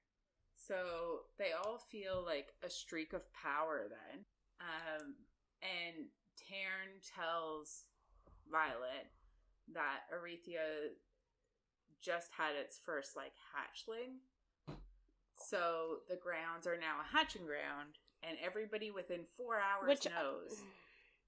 I find this part confusing. What, like, is it just that a little dragony baby has to like, I don't know enough about it, and I'm wondering, like, did I miss the memo, or did they just not give us very much information? I think they didn't give us. Because, like, in my head, I'm like, so do the babies, like, decide when they hatch? Or is it like a chicken egg situation where they like incubate for so long and then they hatch? And like, so like, doesn't the hatching ground like make it like a spot for magic? Like, doesn't it do something? It being a hatching ground, like, yeah, the veil is like magic-y, so like, doesn't that make this magic-y? And like, what can they do with that magic-y stuff? And like, yes. So, oh, you have answers. Yeah, I have answer away. Answers. So I think when you read a bit further, yes, they do decide when to hatch. Okay. So one deciding to hatch here has turned this ground into a hatching ground, and the fact that it's a hatching ground now means that it has different magic, is the whole like thing about it. And anyone within 4 hours can now feel that it has different magic, which is like, so like, I don't know why this is a thing other than plot. Like, Taryn's like, oh no, anyone within 4 hours can feel it, and Violet's like, that's just us and the Griffin Riders. And I'm like, obviously it's not, and obviously in a few minutes, like, not, obviously but, Venom can feel shit. Mm-hmm. Stop being dicks. Yeah. So yeah, that's the part of it, I guess. So I guess we time jump a bit, and Violet is struggling, everyone's struggling, and Taryn's like, it's about an hour left, and one of the flyers and her Griffin in front of her, Luella and Sibby, are struggling. And Mirren says Luella's like the nicest of them, and like she's gonna bake a cake, and she's like the best, and blah, blah, blah. So and she's like, gonna die. Shit. Yeah. But the second time I was reading this, I was afraid Mirren was gonna die, and if Kat's best friend died, I was Look like, out. I'm not mad at her for being being pissed in the future if her best friend's the one that died. Yeah. But that's not what happened. It was just, let's go. But yeah, so Luella also has like altitude sickness. She's throwing up. And then ahead of them, they hear Dain's voice. And Sloane is just like, what the fuck is he doing here? Because Sloane hates Dain more than Violet even hates him. Which everybody should hate Dain at least once in their life. It's true. But he's currently standing in front of a pressure trap that they can't actually do anything about because they don't know where the arrows come out of. So there's a pressure trap, you step on it, arrows come out, but they don't know where the arrows come from. So did he accidentally step on it like a dick? He's purposefully stepping on it. No. He's not stepping on it. He's standing in front of it, warning people to jump over it. Fine, I'll accept that. So it's a 6-foot jump. I'm not happy about it. No. Most people are like, yeah, we can do it. But Luella's like, I don't think I can. And Violet is also like, shit, this might be the end of me. Which is fair. But then, for a brief second, she sees a wing go by her. And she thinks it's a brown. And she's like, Riddick, is that your dragon? And he's like, nope, my dragon's up on top with all of the other dragons with the crossbows. And we're like, obviously it's not a fucking dragon. Why are you asking? Like, why are they waiting so long? What is happening? Anyway, fine. So Sibby jumps across this yap. Just call it a yap. It's the opposite of a gap. It sounded like you said a yap. But it's also not a gap because it's just like a spot that they have decided because not it's to a jump yap. on. It's a yap. Exactly. It's not a gap, it's a yap. Exactly. But then Sibby the Griffin also like agrees to be a rail for Violet and Luella when they jump across because they're afraid that they might jump to sideways, whatever. And like a fucking shitty rail because of what happens soon. So Violet then gets an idea, and Riddick is like a super good rock climber. So he takes one of Dain's daggers and climbs up the wall, and about halfway through this thing, hammers a dagger into the cliff face to help them across. And then Violet offers to go first, and she jumps I guess 3 feet, grabs this handrail, the pommel of this sword, swings herself, and jumps the other 3 feet and gets across. And then Luella tries to do it. She makes it to the dagger. And then she jumps and she lands a foot before the marking where they said, Yikes. don't land. And then she immediately just dives at Violet. And Violet, her, and Vicia, another rider, like, go tumbling towards the edge. And I'm like, where's this griffin that was supposed to be the rail? Because isn't that... Yeah, where did he go? But Vicia and Luella go over the edge. Violet holds both of them with her arms. And the rider gets a step onto the cliff so that she doesn't pull her shoulder out, but Luella, like, pulls her shoulder out completely. And it's not great. Riddick grabs Violet's, like, I guess, coat or something. Yep. Just grabs her. But then she looks back and Riddick gets hit by 2 arrows. And Vicia next to her gets pulled out of the way by Sibby because Sibby's trying to get to his flyer. So picks her up and puts her, save her first. And I guess Violet looks back and looks at Riddick and sees that blood is coming out of his mouth because he was actually shot twice with the arrows from the trap. And she calls for Brennan, or yells out for him. And then we get an excerpt from the Canon of the Flyers, and it basically says, when griffins bond, they bond for life, and they die when their flyers die. Yeah, it's sad. So, Sloane runs and grabs Riddick. Dain jumps over to try to help Violet, but Luella is slipping, and she ends up falling.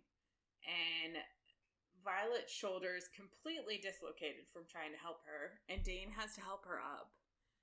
And Taryn says something is wrong, and Violet's like, yes, everything's fucking wrong. And I'm like, obviously that's not what your dragon is saying, but cool. And then Kat is yelling at her because she dropped Llewellyn, and Marin is trying to say, like, Luella, like, almost killed 3 people.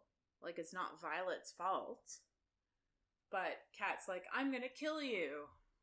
Fucking course. But, like, was nobody, think in hindsight to try and catch her as she falls? Like, think how long she's gonna be falling there. Like, an hour from the top in a 12-hour, like, climb. Like, yeah. Could somebody not have just, like, tried to catch her? Like, why does falling immediately equal death? Well, yeah, where are the dragons? Wasn't this the whole point? Like, I don't know. I think part of the issue was that it was a small pass, and the dragons, like, were gonna have a hard time all fitting. Yeah, but they could have just flown out and caught her after she... Like, if Taryn was nearby. But... no. Dumbasses. Yeah. You know. So... yeah, Kat says that she's gonna kill Violet, but Marin says, you kill her, you kill Ryerson. And she's like, of fucking course. And Dain says, you go for her and I'll throw you off. And Sloane is like, I'll just throw you off for fun. Which I fucking love. And Marin tells Kat that Sibby doesn't have much time left, and that is the griffin that's left after the flyer just fell off, so they should, like, care about him. So Kat sucks it up and goes over. Violet then asks Dain to put her shoulder back in place, and he does it, and it's fucking awful, and he gives her his belt to, like, put it in a sling. And this is a quote, I guess, that Rebecca Yarros, like, put out before Iron Flame came out. She was like, Dain took off his belt, and, like, she, like, teased it as, like, a quote before it all came out, and everyone was like, oh no, she's gonna get back with Dain because he took his belt off. And it was just funny. He took it off to, like, give her a sling. Hilarious. I love it. Yeah. But there's still a fucking shit ton going on. So then Brennan lands and immediately obviously goes for Violet because his sister. But she says, no, save Riddick. And he looks at Dain and he's like, you're next, because Dain also got grazed in the leg with an arrow that came out. It's just funny because he didn't actually say anything. Brennan was just like, oh, I'm free. But I get it. So the griffin is dying and Violet hears wings and she's like, oh, it's Tairn. But it's not. It's a wyvern and it just grabs Sibby in its mouth. And she's just like, I think that was a wyvern. And Kat's like, yep, that was a wyvern. And we're like, cool, that's not good. And none of the dragons can see because there's cloud cover. And Violet yells at them all to, like, start running up to get out of there. And Brennan says that he can't move Riddick. And Dain tells Sawyer to go. And obviously Sawyer doesn't want to leave. But Violet tells him to get Sloane out because she can't watch Sloane die after she watched Liam die. And Dain then, like, asks his dragon to talk to other dragons about using their signets to move the cloud cover. And there's a first year that has a weather signet. So they're thinking that, like, that person can help. And there's a wind user that can help. And Violet says that she's the best bet. And Tairn agrees. And he comes for her. And she tells Riddick not to die. And Dain says that she's wounded. And he doesn't want her to go. And he asks if Xaden would allow her. And she says yes, that's why she loves him. And I'm like, I guess, yes, that's why you love him. But isn't that what we were just talking about earlier? So she climbs up Tairn and gets in the saddle. And all of the dragons are at the top. So she knows that she won't hit them if she, like, tries to use her magic like crazy. And she knows that all wyvern have a dark energy. And she has an idea, and Tairn agrees. So they tell the wielders to move the clouds away from the cliff. First, Tairn acts like he's prey to distract them. And they think there are 2 wyverns and there are no venin. And she asks if Tairn is faster than Venin, and he says, don't insult me when we're heading into battle. And I love when he's, like, feeling insulted. It's my fave. As soon as the clouds are, like, away from the pathway, they pull up over them, and she pulls Tairn's power into herself and releases it into the cloud below them. And it, like, creates pathways through the clouds, and they see 4 wyvern get attacked and die. They check to make sure they're dead and that there are no riders. And then they go to the top of the mountain, and Riddick is being helped away, so he's alive. Yay! And Brennan, I actually, if he had I would have rioted at this point. I will riot if any of their, like, if her Riddick, Sawyer, Rhiannon, even Imogen, I will riot if any of them die. Oh, I love Imogen. Same. Yeah. No, I actually forgot about him being shot. Me too. I remembered her, like, I say quote unquote letting what's her face fall. Like, I know she didn't let her, but like I remembered that. I remembered something happened that Kat hated her even more with somebody dying. But I forgot that Riddick got shot. Me too. Because I was like, he can't die, or I would remember more of this. Yeah. And he doesn't. He does not die. We and are we're happy for and, it. like, thank God Brennan exists. Right? 100%. Well, he almost didn't, I guess. That's the whole point. Is it? Whole point of this book. I don't know. So yeah, Brennan asks her then to, like, come down so he can heal her, but she's afraid that, like, if she gets off of Taryn, she won't be able to get back up. So she's like, oh, wait. And then Brennan asks how she knew it would work to use her magic that way. And she says that Felix said that wyvern were made of dark magic and her magic could be drawn to it. And Taryn agreed to try. So it was just like a shot in the dark. God. And it worked. Friggin' Violet. And She just tries things. yeah. Scientific studies. But then someone says, at least the riders didn't realize that they're working together with the flyers, but Violet, Brennan, and Bodhi all know that the Venin have like a collective brain with the wyvern. So they can't create. tell everybody that? So the wyvern already told the Venin that they're working together and that it's a hatching ground. So Brennan found it out because of the book he read that Takaris gave them, that apparently Violet isn't allowed to read. And she says she knows it because she read it from her father's book, and she literally says her father's book to Brennan, and she's like, she thinks to herself, like, he changed his name to distance himself from their mother, but he also distanced himself from their father, and she's, like, kind of throwing it in his face, but I also am like, yeah, she has a point. Yes, she does have a point. Yeah. And, like, I get that he doesn't want to, sort of, like, throw off his, like, he faked his death. Everyone thinks he's dead. So, like, I get him not wanting to blow that cover. But at the same time, like, I just feel like at some point he's gonna have to, like, you're gonna have to blow your cover. Well, why did he get on the field with Violet and, like, anybody that was there can probably tell. Well, and, like, could you not see a family resemblance? Exactly. I don't, like, they must have been able to. So, Violet also says that Bodhi knows because he saw in Resin that she killed a Venin and all of the Venin's wyverns died. So, like, obviously the connection is there. So, like, a lot of them fucking know this, and Brennan only just figuring it out. Why can't they tell everybody? Why are they keeping this a secret? Because that's how they live. I don't like secrets. That's how we fuck shit up. That's how we fuck shit up. Just wait. You don't like secrets. No, thank you. I will abstain. You can...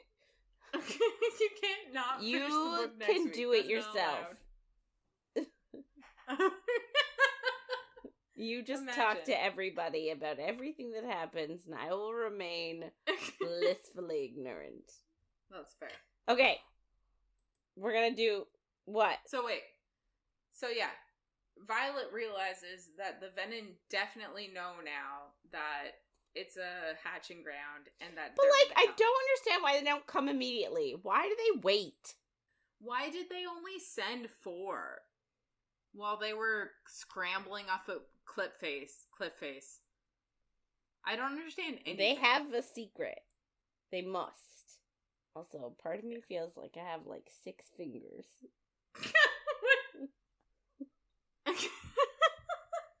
Okay, so, Guide to Vanquishing the Venin. It's an excerpt from a book from, like, the Griffin Riders, like, profs or something. So, the Venin are taking recruits from people who didn't bond griffins. Low-key genius move on their part. Like, so smart. Yeah. And they should be going after the fucking people. But I guess they can't get at them. Too, other than the fact that they're dead. Anyway. But yes, I agree. It's a great idea. But then it's urging them to take power from the source. So, like, they're exchanging their soul for power. Which is, like, it's the thing that humans do. Classic human move. Humans die for a bit of power. True. So, Major Devara is now reciting the death roll. So, like, we're straight up back in Basgiath. Basgiath? 100%. I'm like, But why I did don't. he do Is this? it Basgiath? Basgiath? Basgiath, I Whatever. What the fuck?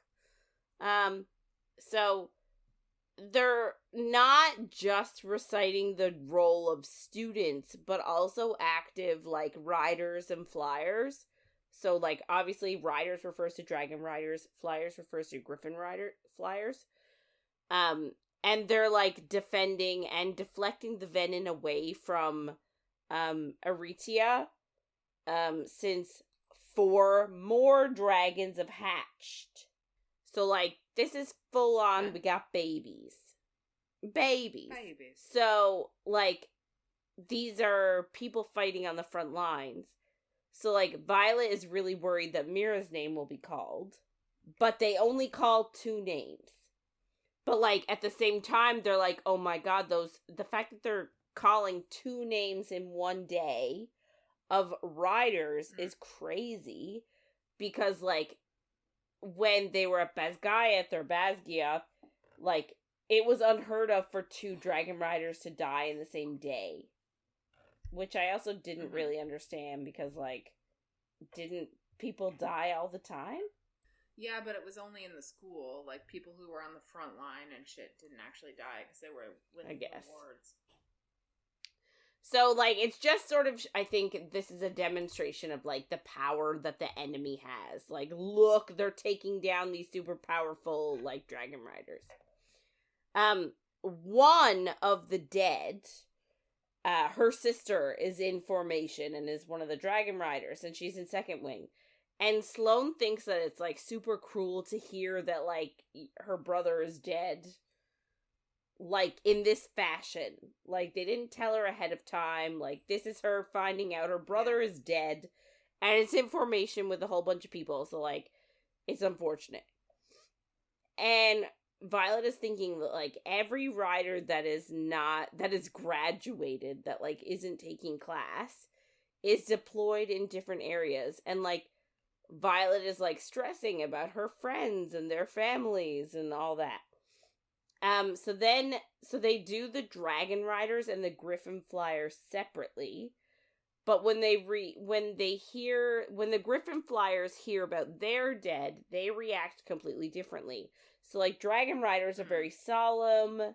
Like, the girl who found out her brother died, she literally just, like, bowed her head and that was it. That was the only reaction that she got. So, like, dragon riders are very,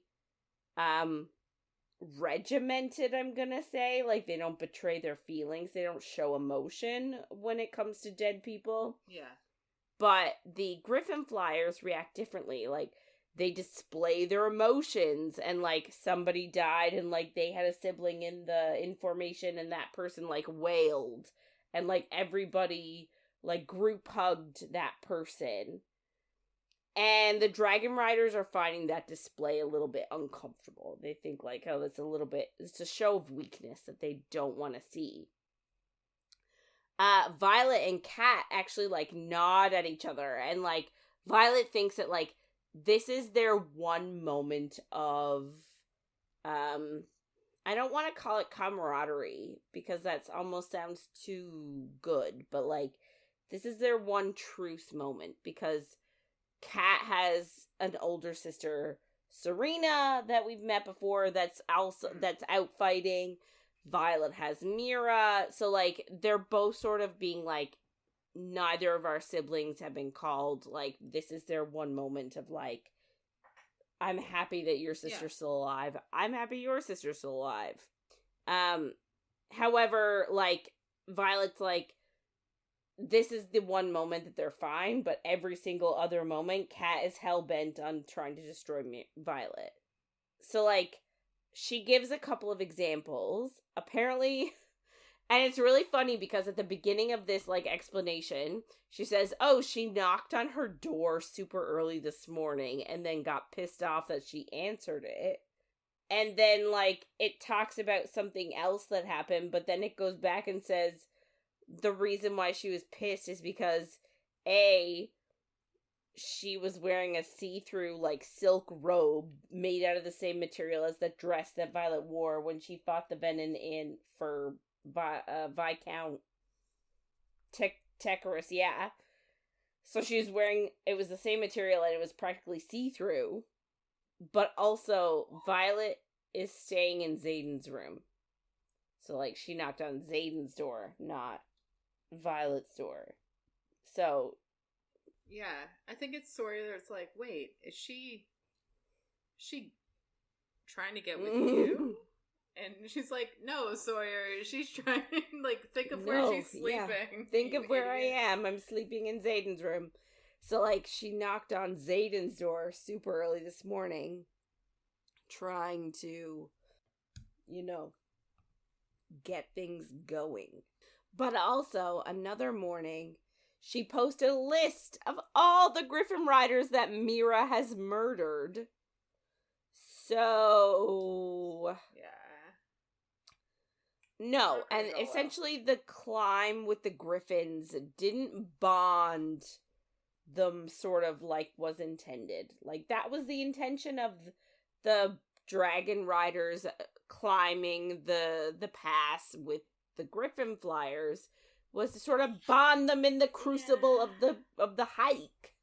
But you can't really blame them for not getting over, like, I think they even say it now. They're like, how are you supposed to get over centuries of, like, fighting in one climb? Does it? Yeah, that's true. Did it? I can't remember. It didn't specify how many of the Gryphon flyers died in that climb, did it? But I think it told us, because it jumped. It was more than one, though. Like, it wasn't just Luella that died. Oh, fuck, it had to be more than one. That's the take that I took from it. Well, I also just assumed that, like, some of the dragon riders died too, but I don't know. Anyway, so it's like Bodhi sort of approaches them after their like the reading of the dead, and sort of, I guess she's talking about how, like, Kat's been being a bitch. And Bodhi's like, oh, is Kat making trouble for you? And she's like, I can handle it. Don't worry. Like, everything is fine. And I guess she doesn't want to make trouble. You know what I mean? Like, she realizes that Bodhi has other shit to do. Xaden has other shit to do. Neither of them have the time or the inclination to deal with a petty squabble. So, Bodhi just tells Violet and crew that their group has been chosen to participate in a brand new class led by Professor Trissa, and it starts tomorrow. So, then we skip to tomorrow. The next day, they're on the field.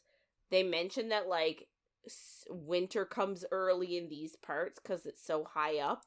So it's November and it's starting to snow. And, like, not only have they been called to their, like, I guess it's like a flat outdoor expanse somewhere, but, like, also Kat's drift is there. So, like, they're both there. And they're, okay, it's just an assumption now we need to make and just assume. Because Kat's drift is equally powerful, is the most powerful drift, and Violet's squad is the most powerful squad, they're always fucking paired together. Yeah. Of course. And it's annoying as fuck. Of course it is. Anyway, so they're all there. And both Tiernan and Darna are actually present, which is, like, a little bit unique. Like, normally Andarna is off she's having lessons from elders, she's, like, hunting, hanging out with Scale, eating some sheep. So, like, she doesn't often meet up with Tern and Violet. But they discuss, so, like, I guess someone brings up that, like, Andarna is growing. Like, she's grown a few inches in the past week. And they're like, she's looking more like Tern every single day because she's also a black dragon. So they're like, oh, she's mini Tern. So that's what Riddick calls her. Oh, she's like mini Tern. That makes Andarna mad, and she snaps at him with her teeth like a foot away from his face. And Violet's like, stop it. You don't get that close to my friend. And also, stop hanging out with Scale so much. Because she thinks it's Scale rubbing off on her. So, like, I guess her and her squad of dragons is there, and then the griffin flyers are there with their griffins, and like the griffins and the dragons are giving each other dirty looks and being like, don't you dare make a move on my person. Like essentially just like, don't touch my rider. And Sawyer then asks Violet really awkwardly to teach him how to sign because he's like interested in Jesnia and he wants to learn how to sign. And for some reason, literally like every other person knows how to sign except for him. Yeah, it seems like anybody that has the Rebellion Relic knows how to sign. But in Fourth Wing, Liam had a crush on her too. Obviously, no, it went because nowhere. He died. He died. But I'm like, is Sawyer gonna fucking die now? Because I hope not. Ugh. It's like a curse to like Jesnia. I don't remember. Hope not. Anyway, Rhiannon arrives late. Her family actually showed up in Aritia the night before. So she was just getting them all settled, and like she's got a cute little nephew who's a little baby. Then Professor Trissa shows up and tells them what they're doing there. So she gives each of them a piece of paper, and it has like a shape on it, and she calls it a rune, and tells them they're the best drift and the best squad, so they're here to sort of be a test. So they're the first ones getting this class. And she asks if anyone knows how mage lights are powered. So those are just like the lamps in their rooms, in their dorms. So they're lights that run continuously through dorms and stuff, and it's considered lesser magic. And I guess Professor Trissa is like, who knows how these are made? And of course Violet knows. And she says that it's excess magic that comes off the riders and dragons as they channel. So like the bond between dragon and rider naturally produces this like excess magic that they don't even notice it's coming off of them. It's like a natural energy source that they don't notice. So that's how mage lights are powered, through this excess magic. But then Trissa tells them that tying magic to an object instead of a person is possible through runes. Essentially, what I interpreted as is that the lights all have runes, like, sort of embedded in them, and then the excess magic that the riders give off powers these lights, right? So, when you weave, I'm calling it weave, when you create a rune, you use a strand of your magic, you weave it into a shape, and then you place it into an object for use. And that's called tempering.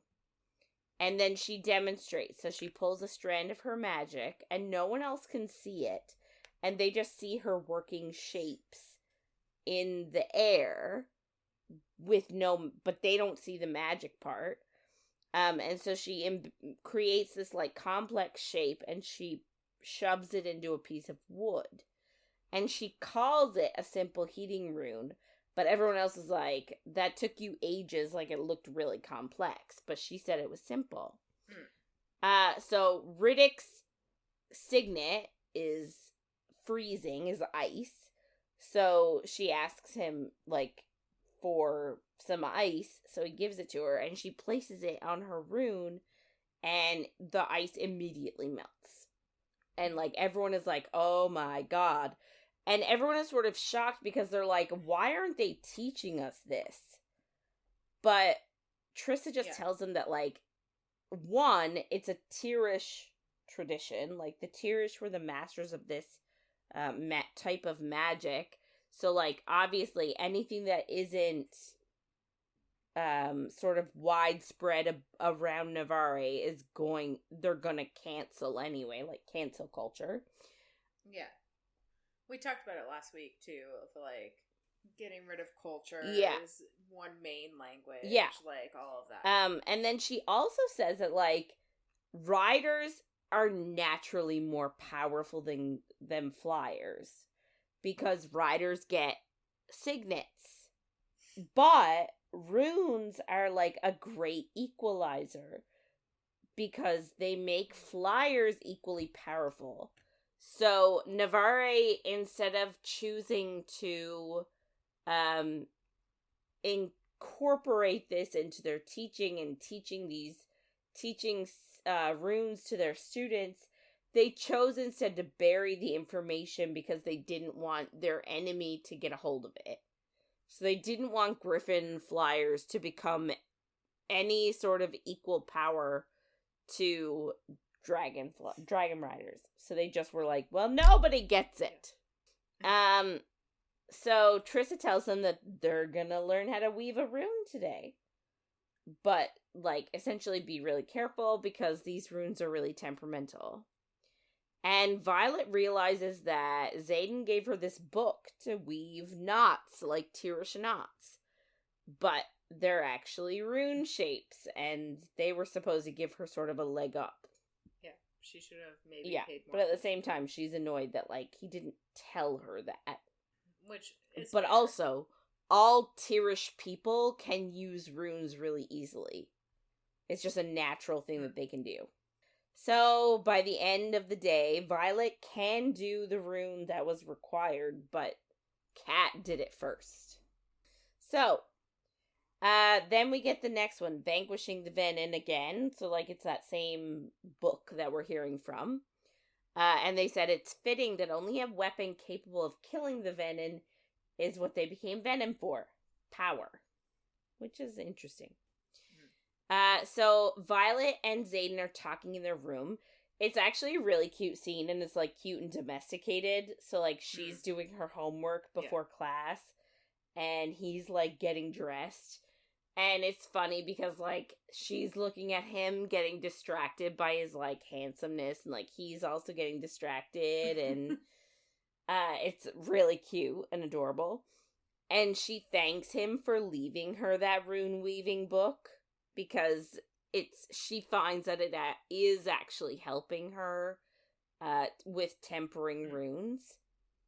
And she then asks about the rune in her dagger. Like, she realizes, and we figured it out 2 weeks ago when the dagger helped her escape from the interrogation. Yeah. Letters. Yeah. Class with letters. Oh, yeah, RHS or RMC or something like that. Yeah. One of those. So, she's like, my dagger has runes in it. And he said, yes. He says it's a variation of the unlocking rune. The difference, though, is that the rune in her dagger will only unlock a door if she needs it to. It's not just going to unlock a door if she walks by it and it's locked, which is helpful. Yeah. So, like, she was like, so you mean that I could have gotten into the Basgiath Forge at any time? Because that was, like, a big deal for her, going to the Forge, because that's where he was stealing weapons from. And I just thought of this.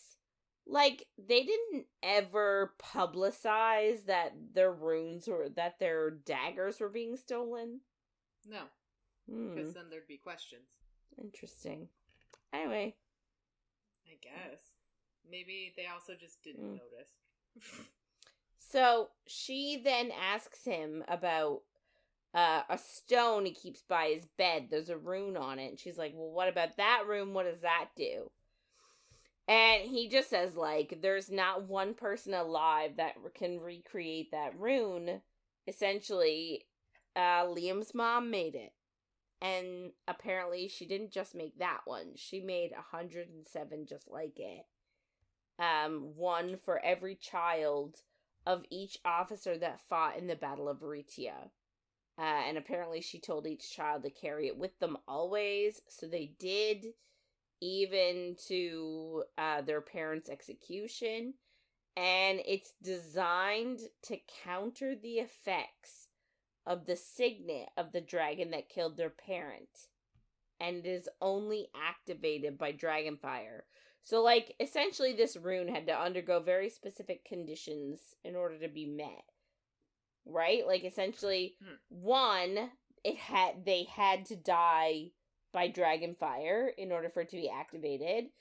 Two, it had to be a blood relative. Like, I didn't say that just then, but I'm saying it now. Like, Xaden is like, this rune works on the child of his father. It's not based on him, it's based on his dad. And also, like, this is essentially why Commandant or General Melgren, it's why his signet doesn't work on when gatherings of marked ones are bigger than 3. This is the whole reason why he can't see them when they're in a group together. Because his dragon is the one that killed them all. Yeah. Although the only thing I don't understand is how it worked on babies. I guess he said she made 107 of them, so she gave them to the babies. But what I mean is, like, so Xaden says that, like, all the children kept their stones in their fist when their parents were executed. Yes. And after they all died, Xaden said, like, he felt a heat race up his arm, which is where the rebellion relics come from. So the relics were not introduced by Navarre as a sign of disrespect. They were created by this protection rune that Liam's mom made. I kind of read it I read it as, I guess, Melrine came to scar them to show that they were traitors and used his dragon to do it. And they were all holding the stone. And that's why they got their relics the way they did. I don't know either, because when I think of the relic, I think of it like a tattoo. So he said there was like a zing up his arm. Yeah, but I don't think it happened when they all died. I thought it happened, like, they came for the kids after. Maybe. I thought. I'm not sure. If you know, send us an email and tell us, because now I'm confused. Yeah. So, but that was my thing. It's like a baby can't hold. How can a baby hold a stone? Well, but that works in both cases, because, like, a baby can't hold a stone while its parent is dying. It also, like, yes, we know a baby can hold a stone, but it's not going to hold a stone forever. Just waiting for something to happen. It's going to let go of it. It's going to drop it. It's going to throw it. My other assumption was that once the power of the rune went up their arm and created the relic, the rune in the stone is no longer necessary. Like, Xaden says he just keeps his for sentimental reasons. But, like, the stone and the rune is no longer powerful. Yeah, I think the same thing. You wouldn't still need to hold it, but you would need to hold it at the time. Yeah, no, I just mean, like, I thought that, so they all held it while their parents were being killed. But then I thought they also held it while they were being marked by by Melgreen's dragon. And that's why they have the relic that can't be seen. That's what I thought, but maybe. Babies aren't going to hold things while their parents are dying or while they're being marked by a dragon. Like, yeah. So I don't know. So Xaden just says, like, he likes it when she asks questions, and then he asks if there's anything else she wants to know. And she almost asks about the deal he made with her mom, but she doesn't want to know. And she just wants to trust. Like, she's trying to convince herself that, like, you know, yeah, I want to know about that, but at the same time, I believe him when he says he loves me. So, like, she's like, that should be enough. I shouldn't have to ask. So she just is deciding not to. And he wants to ask, like, what's happening with Kat, but she's just like, I can handle it, don't worry. And she's just trying to take worry away from him, but he is like, he wants to talk, he wants to communicate. So he's a little disappointed. A bit though. Like, I'm a bit pissed at his, like, you need to ask me questions to get answers. Fucking bring something up yourself if you want to talk about it. Like, I am over that. So then, like, he sort of makes a suggestion about her rune, and she's like, if I need help with my rune, I'll ask my teacher. Like, thanks, though, I love you, bye. And then she goes to class. Yeah. But then they get to class, and of course, Kat imbued her, or she, like, created the rune, tempered it better. So Violet's like, oh, god damn it. So the next day, they're in sparring class, and the professors are, like, lecturing them because they keep fighting. Like, they're together during meals, and, like, they keep fighting during meal times and all that stuff. So they've decided that they're going to allow the cadets to challenge each other and fight once. But, like, you can only challenge someone that is in your year, and once you challenge them, there's no more fighting with that person. So, like, if somebody that you wanted to challenge gets challenged before you get a chance to get to them, that's it. You're not allowed to then challenge them at all. So, like, everybody's only allowed to do one fight. And after that, they're going to enforce the rules of the Codex. And then they're going to meld a drift of flyers with a squad of riders. So, like, they're going to become one. They're not just going to be paired together during certain activities. They will be one unit. So, like, obviously Kat's drift is going to be paired with theirs. And, like, they're just going to do everything together. So, right. Violet is actually really pissed about this because she's thinking in her head, like, squads are sacred. Like, they're a family, they're forged after experiencing parapet, threshing, and all the war games. And, like, they do not bend, and they do not blend. And she's like, we're Iron Squad. Like, we are, like, the shit. We don't bend to anybody. Yeah. But then, okay, so then challenges just start. And Traeger, who is from Cat's Drift, Rhiannon actually punched him in the face earlier because he was talking smack about her village. So he challenged her. Yeah. She took him down real easily. And we're like, yes. Good. Quinn, so someone else from Cat's Drift, challenges Quinn and wins. So Quinn lost. Imogen and I think it's Marin, but I'm not 100% sure. Oh yeah. I don't remember, but they fight and they actually tie. Yeah. I hope they fall in love. But, like, Violet notices that, like, Cat's Drift is only targeting her squad. And she's like, this is personal. Like, they're coming after her. And, of course, Cat challenges Violet. And Rhiannon and Imogen are like, you know, she's, like, 5 inches taller than you, so you gotta watch out for her arm's reach. But, like, she's also really quick, so you gotta, like, commit to your move. You can't hesitate. And, like, all these things, like, Violet has relied on the fact that she's small and fast. But, like, Cat is tall and fast. So they start to fight. And Violet realizes that she fights like Xaden. So, like, oh, he trained her too. Of course. So, we get another excerpt from the Venin, a Compendium. Well, this was actually, I think, probably the first excerpt from this particular, work.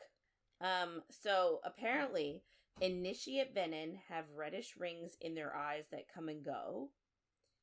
Asyms, which is like the next level up, their eyes fluctuate in redness, and their veins pop out sometimes when they're agitated. Sage's eyes are permanently red, and their veins are distended at the temples. And mavens, who are like the generals, have never been caught for studies, so they don't know what characteristics or traits that they might have. So this is important because it says that, like, mavens have never been caught for study. No, the original, like, the low level venin, the reddish comes and goes, which, like, we've seen before if we want to think back. Jack Burlow. Yes. And also that guy that killed Nadine. I don't remember that.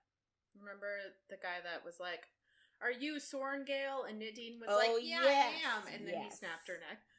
Yeah. Oh. He was a venin, I'm pretty sure. Because Violet was like, he's on drugs. We're like, obviously he's not. Anyway, so we then get back right to the fight. So Kat and Violet are fighting, and Kat keeps, like, verbally baiting Violet, like, essentially taunting her with the knowledge that she had Xaden first, and, like, saying, like, you're just another body for him to fuck, and, like, you know, he'll always come back to me. And, like, how does it feel knowing I had him first? And, like, all that shit. Yeah, it's all the things that we hate. And she just keeps bringing it up. And then she tells Violet, like... And, like, Kat is doing slightly better in the fight. And she tells Violet, like, she isn't special. And that... She was like, you know that move that Xaden, that little trick he does with his fingers, like, I taught him that. And that just makes Violet see red, and at that point, Kat is on top of Violet, so Violet, like, punches her in the ribs, and, like, manages to get on top of her, and just says, like, it isn't her fault. She's like, it's not my fault that Xaden doesn't love you. But Kat is just like, I don't care if he loves me. She's like, he made a deal. Like, she essentially says, like, you're short-sighted, you're weak. You know, Xaden is a planner. He thinks long-term. I think long-term. And she was like, he told me about the deal he made with your mother because I think long-term just like him. And she essentially is like, I don't care if he loves me. I was promised a crown, and that's what I'm fighting for. And essentially just insinuates that she's a better match for Xaden. So, like, we really get here that, like, Kat doesn't love or maybe even like Xaden. She just wants his title. Yeah. Which makes us hate her even more, of course, because we're like, you're a social climber, you're the worst. No, well, a bit.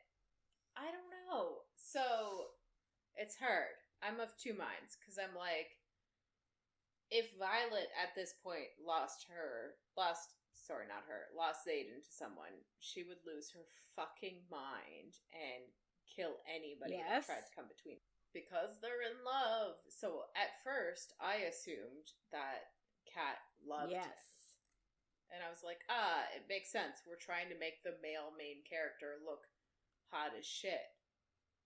And now I'm like, oh, she only wants for the title. Crown, the title. And I'm like, is it because, like, she clearly lived a shitty life. Like, she's outside of the borders. Like, is this her only chance? Like, is this what she thinks? But then I'm also, I don't know, because, like, she's the spare. Like, her sister, I guess, is the heir of the king. So she's just the spare. So I'm almost like, she's just, I don't really blame her for any of this, other than the fact that she's just a bitch about it. Yeah, you don't need to be a bitch. I think that's what we're all gonna agree on. So, Violet realizes that, like, obviously, Kat knows all of Xaden's moves, but, like, she wasn't only trained by Xaden. Rhiannon had a hand in training her, too. Yeah. And, like, Imogen did, too. Give like, Imogen what the fuck? some credit, for fuck's sakes. So, she decides to go ahead and headbutt her, which I don't understand why that's not one of Xaden's moves, too, but okay. Anyway. Rhiannon taught her to So she headbutts her, she's on top of her, she starts to choke her out. And, like, everyone is yelling at Kat to tap out, because Violet obviously has the upper hand and is choking her. But she refuses. And, like, it's almost like she feels like she cannot disengage. And, like, Xaden speaks into her mind, so, like, he showed up during the fight. That he doesn't mind if she kills her, but, like, Violet's gonna care later. And Violet just realizes, shit, she's using her mind work. And, like, she just yells at her, like, get out of my head.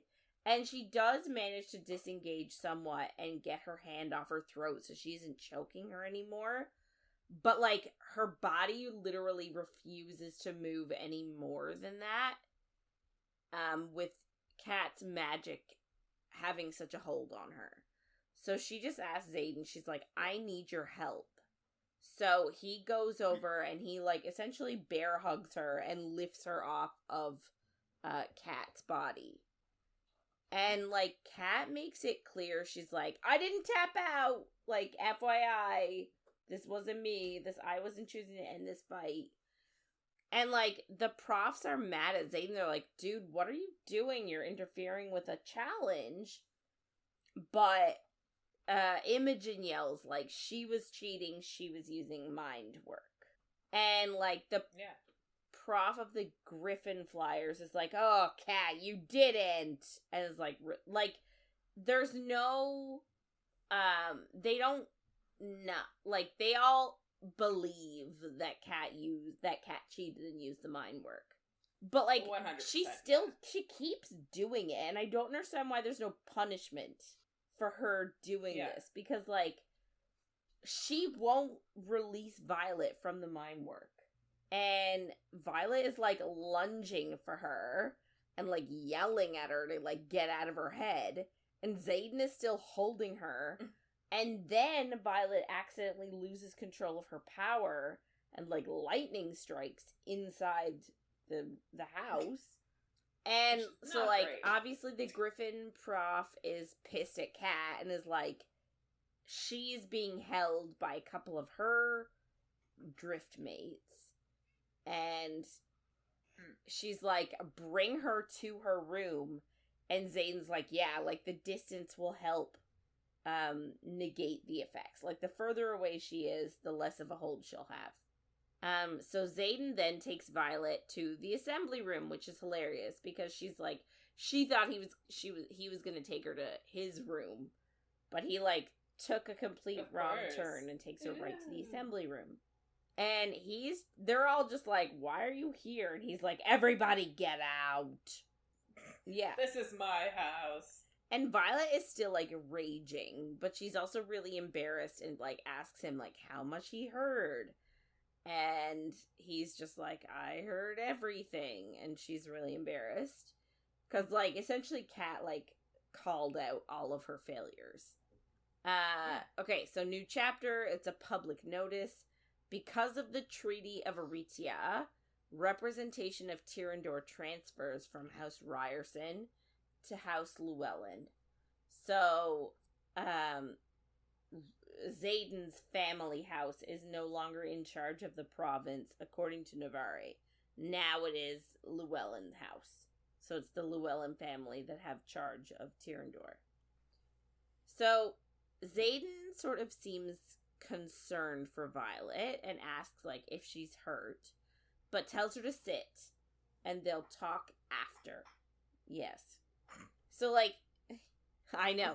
So, this is the quintessential scene of this book. It's the one that everybody goes crazy for. So, like, he kisses her and takes her boots off and her socks off, and then he, like, undoes her pants and, like, kisses her, and then he takes her pants off. And she's like, we should not be doing this here. But he's like, this is my house, this is my chair, and this is my woman. And he's like, I will always choose you. So he actually goes down on her fully clothed. And yeah, and he makes her come once. And then tells her that this is what he will always think of from now on when he is in this room. Her coming on his throne while he's in his meetings. And she has a brief moment of being like, oh yeah, this is his throne. Like, he has a throne. Yeah. He's the fucking king. And like, he just, so she like came the first time and he just keeps it going and going. And he pushes his thoughts and desires into her head through their bond. So like, yes. Do you think it's on purpose? I absolutely think it's on purpose. Okay, I thought it was no, not. I totally took it as non-purpose. So like, okay. Yeah, Makes so like, sense. she keeps feeling this intense need and this intense love that he has for her through their link. And like, his thoughts are really hot, but also really adorable. Because he's like, I want the whole house to hear them so that they all know that she's mine. So like, it's hot, but it's also cute. And like, then he gets her to go a second time.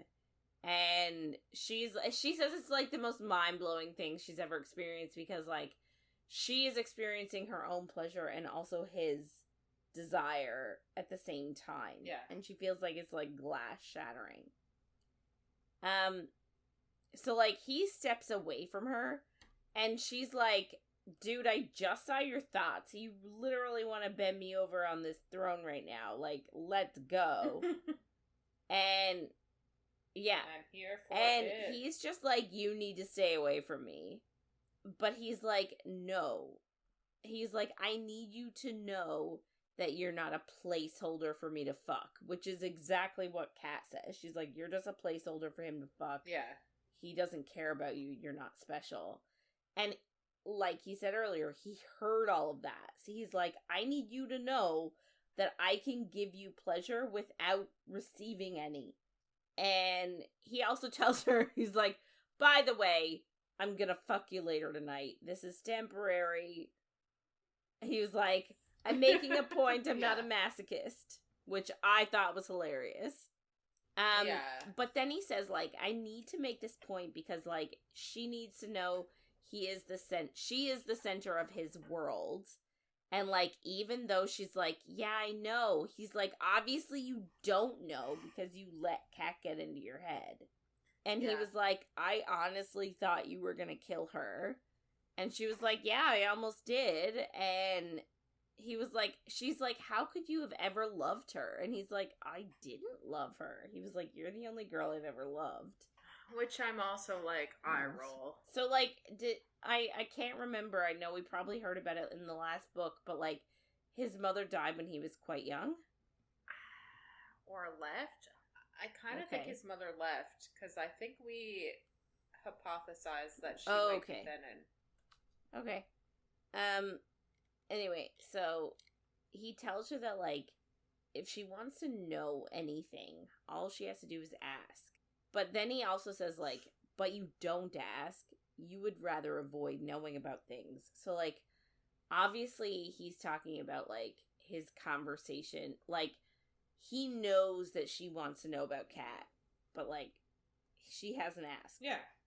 Same thing, like, we've already brought up this week anyway, that she would love to bring up the bargain he made with her mom, but she doesn't, because she feels like she should just accept that he loves her and just take that at face value, but, like, she sort of can't. Yeah. But that one, No. that one he doesn't. But sort of the same vein. Yes. So 100%. we learn a little bit. So he tells her that he and Kat were betrothed, and it kicked in when Kat turned 20.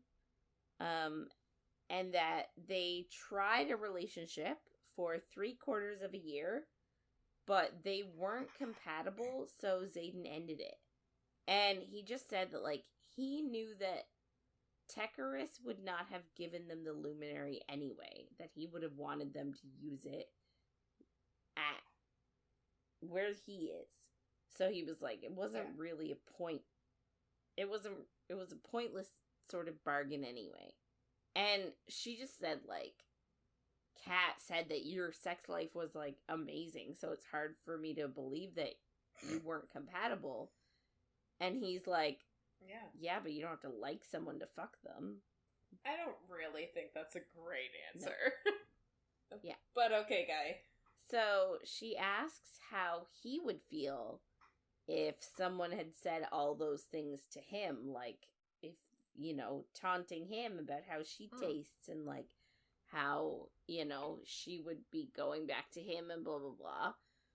And he was like, yeah, I'd be jealous, but, like, he was like, also, it's not realistic because, you know, you haven't had a relationship with another rider before. He was like, you know, like, I guess we all know that she lost her virginity to someone else, so he's like, I'm assuming infantry because there's no way you screwed another rider.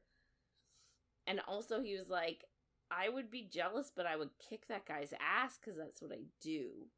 And essentially he was like, I would kick his ass for implying that there's any other future besides the one where he and Violet are endgame. Which I thought was adorable. And he says the word endgame.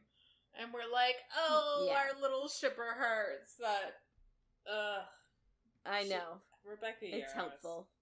It's helpful, but you're playing us like a fucking fiddle. Yeah. And I'm letting you. So then she tells him that, like, Kat made her feel angry and inferior. And he's like, I don't understand that because you're the most powerful cadet in, like, here. And he was like, you don't feel insecure. And she's like, Kat's an aristocrat, you know, like her uncle is Viscount. And she's really beautiful, and, like, maybe she's just more suited to him. And he's like, surely you don't mean that you think that I think she's more suited. And that sort of shocks him that, like, that's how she feels. I know, but I also feel like this could have been one of those moments that it didn't have to be about what he thinks. It could have just been, like, she feels inferior because of these reasons. But, yeah. About what the man thinks. So he tells her that Kat can only amplify emotions that are already there. She can't create anything. So, like, if Violet is feeling insecure and jealous, she already feels those feelings, but Kat is amplifying them and making them worse. And he's like, essentially, I hate his advice here. He's like, you're the only one that can sort your shit out. And she just tells him, like, she's felt off since Ressin. Like, she sort of keeps failing, and people's lives are on the line, and she feels inadequate in that way. And he just tells her that she has figured out. Yeah, I know, right? Thanks. And he then tells her that her daggers have runes in them that keep Kat out of her head. So he's like, keep them on you at all times, and then she can't get inside your head. And she's like, oh, so you knew all along that she was going to try this? Yeah. And he's like, yeah, I did. I figured. And we're like, maybe you should have had a fucking conversation with her. Like, I blame her a lot in this book, but he's not scot-free. So they sort of part ways after that, and he just tells her to come to bed early, because, like, he's still in the mood. Yeah. Blue balls. So, we have an excerpt from the Arete Accord. Flyers and riders will be held in equal regard, and all riders Wings, sections, and squads will be the same formation. For ease of leadership, the drift commander will be the executive officer for each squad, after the dragon leaders as the, like... whatever Rhiannon is. Yeah. Yes. We're so good at ranks. Yeah. So essentially, this is like current. This is what they're doing now. Because, like, all the excerpts, for the most part, have been, like, from sort of historical documents and, like, old letters. But this is something that they are currently drafting. This is their, like, current intention. Yeah.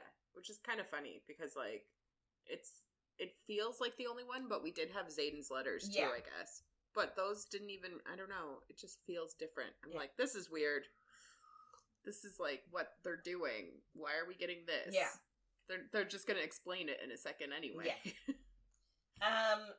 So they have to integrate the drift into their squad, which, again, we've heard before that Violet is not happy about, because, you know, their squad is their family. There's, I think they said 11 of them, which sort of I find unsettling, because I don't... 11? Who's the 11? So it's... Yeah. So it's her... 4 of them. Yeah, the 4 of them. Her, Rhiannon, Sawyer, and Riddick. Imogen and Bodhi. And Sloane. Sloane and Eric. That's 8. So there are 3 that we don't really know, I'm assuming. There's the one that Imogen hangs out with. Oh, who's Quinn. Like, we don't get to know first years. Yeah. Quinn. So that's 9. Yeah. Tara, or is she in a different one? Tara's the one that Rhiannon hangs... I think she's in a different one. Okay. Anyway. So there's 2 we don't know. They'll probably die this book and we'll be fine. Yeah. Anyway, so they have to give the drift patches. And so they explain, like, what the patches are, and that they're, like, you know, a sign of honor, I guess we'll say. Yeah. So they give them patch for their uniform, and surprise, surprise, it's Cat's drift that is being integrated into their squad. Of course. And everybody else is really surprised. But Violet's like, we're literally always paired up with them. They're the strongest drift. We're the Iron Squad. So, like, everyone's like, I can't believe you're not surprised. And she's like, I can't believe you are. Yeah. So Rhiannon is like, do you want me to give Cat her patch? Like, I'll take one for the team. And she's like, nope, that's fine. I got it. And she gives her patch. She gives Cat her patch. And Cat, like, tries to be ugly and goading and, like, push emotions into her. But she can't, because Violet has her daggers. And Xaden told her in the conversation before that her daggers are runed to prevent Cat from getting inside of her head. And, like, she tries to show that she knows Xaden better. Like... But to be fair, I also think that it was a little bit petty for Violet to bring Xaden up. Because, like, they give them the patches, and then Violet says something like, explaining about the patches, and then she adds on, like, yeah, Xaden hates patches. It's like, why did you have to put that in there? It's like, you're coming back at her the same way. Like, maybe not to the same extent, but, like, Xaden wasn't even in this conversation. Why'd you have to bring him into it? Yeah... I guess it's kind of like an explanation of why she doesn't know about the patches, because he doesn't like them. But still, it's like, why bring him up? Yeah. Like, it's only going to end in... Well, so that's the thing. So then Kat is like, yeah, I know that. I've known him for years. So, like, she's trying to be like, yeah, I know him. And then she, like, says something else to try and show that, like, she knows Xaden better. And Violet just, like, starts to walk away. But then... she says something else. I'm not 100% sure, remember what it is. But, like, then Violet comes back and says, by the way, you know that trick with the fingers? Thanks for that. Because Kat, goaded her about it on the mat yesterday. So now she's saying, well, thanks. So, that was funny. So the four of them need to go to the library. Well, actually, Violet needs to go to the library, and everyone else is like, "We'll come." Violet has some books from Tecarus that she needs to translate. He's been sending her books as sort of a peace offering. And she has to translate them from Karovish. And everyone's like, "Oh, are you going to get help from Jesnia? Is that her specialty, that language?" And she's like, "Nope." And then they see that she actually invited Dain, because that's his specialty. Yes. So Dain is coming back into the fold. So she asks him for his help, and he's like, "Okay." And she said that's how she remembers why he used to be one of her favorite people. So they work on looking through the book, and it's just the two of them now, and Dain asks about the Iron Rain line, and if she's sure, the word rain means rain. And she's like, "I'm pretty sure." And then he just tries to talk to her about Resin and apologize, but she tells him, like, it's not okay. And she's like, "Essentially, I can't look at you without seeing Liam and Soleil." So she doesn't really want to talk about it with him. It's like, just, she does. I can't get over it. Yeah. But I also don't want to talk to you about it. And she's essentially like, "I don't forgive you, but I need you," essentially. Like, she's like, "I need your help, but I need to know that you're not going to bring up Liam again." Yeah. And he's just like, "Okay." So where they have set up in the library, the wardstone is in there, I think, which is not a place for a wardstone, but it's fine. I thought they had to, like, go to a room for it. I don't know, because they're reading in the they're in the library reading, but the wardstone is right there. Unless they took the books from the library and brought them to be next to the wardstone. It wasn't really clear.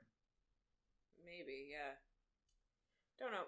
So she approaches the wardstone and realizes that, like, it feels cold, like, empty, the same way raw alloy feels before they imbue it with magic.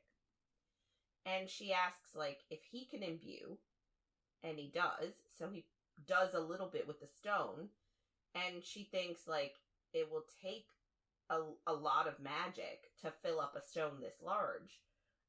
So she's like, maybe we should work on imbuing it before we try and raise the wards again. And she's like, "I'll ask Xaden to help too."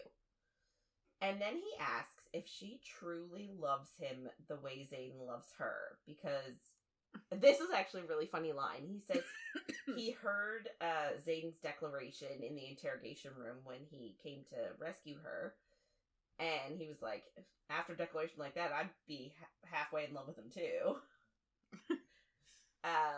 But he was like after that, like, "Do you really love him the way that he loves you?" And she's like, "Yeah." Like, what kind of a question is that? "Yes, of course." Yeah. And he's like, "All right, then I'll trust him the same way that you do." The same way? Maybe not the exact same way. Yeah. So the next excerpt is the Guide to the Rider's Quadrant. Mastery of a signet doesn't happen at school or in the years after. Apparently no one truly reaches the limits of their power. You're always learning. Always learning, yeah. So Violet is now practicing with Felix on her signet. She's getting better, but, like, she still can't aim, but she's getting better at aiming. She can get closer to things. He has her do this trick of, like, trickling her power into her conduit. And she says that it sort of makes her appreciate its beauty, and it just helps her understand her control a little bit better. So he dismisses her for the day and tells her that her and Xaden are needed at the assembly chamber by 5. And she's like, "But Xaden isn't back yet, because he's been gone for, like, a week on, like, trying to protect a town or something." And then I guess Felix is like, no, he is. So then she feels him for their bond and feels him and follows it. And she feels that so she asks him mind to mind, like, "Is everything okay?" because he's home earlier than expected, and he just says no, but he won't tell her anything else. So she stops by the kitchens, and then she finds Garrick and Bodhi and Heaton, which I've never heard of that person before, but okay. I guess they're in the squad too. Who knows? They're non-binary, I think. And brought up in the first book, like a tiny bit. Okay. So I guess they're in the squad as well. Okay. We just gotta find one more. Yeah. Oh wait, but that means they graduated. Yeah.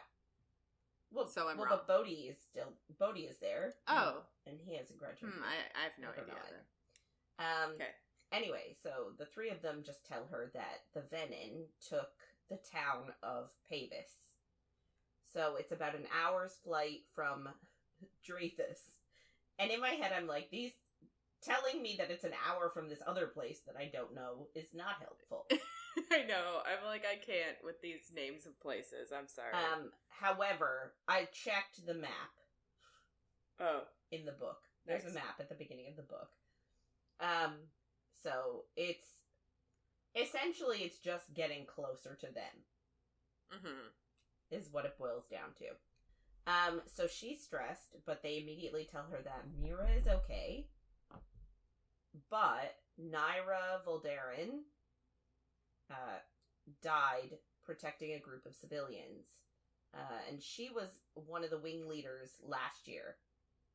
Mm-hmm. And she graduated. And they were like, holy cow, she's like invincible. Like, can't believe she died. Mm-hmm. And Violet doesn't really understand why they skipped Corden, which is where Tecarus is located.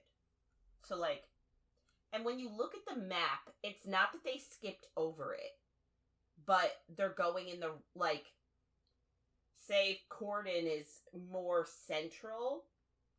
Yeah. Or maybe the opposite. Like, maybe Corden is closer to the coast, and they're starting to go more central. So it's not that they've passed it yet. They haven't.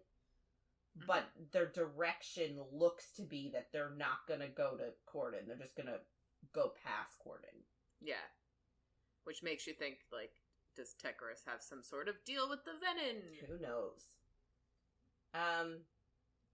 But they sort of, like, come to the conclusion that they're making their way to them instead. Mm-hmm. So then we get another excerpt, Vanquishing the Venin. Many people try and estimate the tipping point of the war. Some think it will be the next decade, but most think it will be sooner. So essentially the Venin are ramping up and they're going to overwhelm everyone soon. Yeah. So Violet senses that Xaden isn't in their room. So she goes up and she finds him sitting on a turret. And she brought him a piece of chocolate cake. And they sit and eat it and talk about what happened.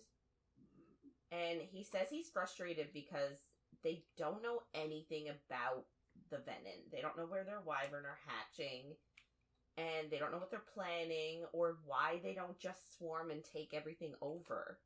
And he just says, like, they're not prepared. And he's like, I wouldn't say this to anyone else, but he's like, I feel like we're like 50 years too late in this war. Like, we should have started fighting this 50 years ago. Yeah. And Violet just thinks, like, she needs to do what she's doing faster. She needs to get the wards up faster. And then we just get, like, a little tiny comment of she already figured out that rain is actually flame.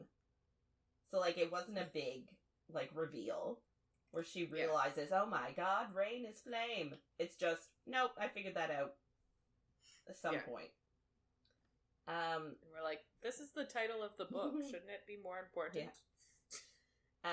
But she also says that, like, that hasn't really been helpful so far. Like, that translated word.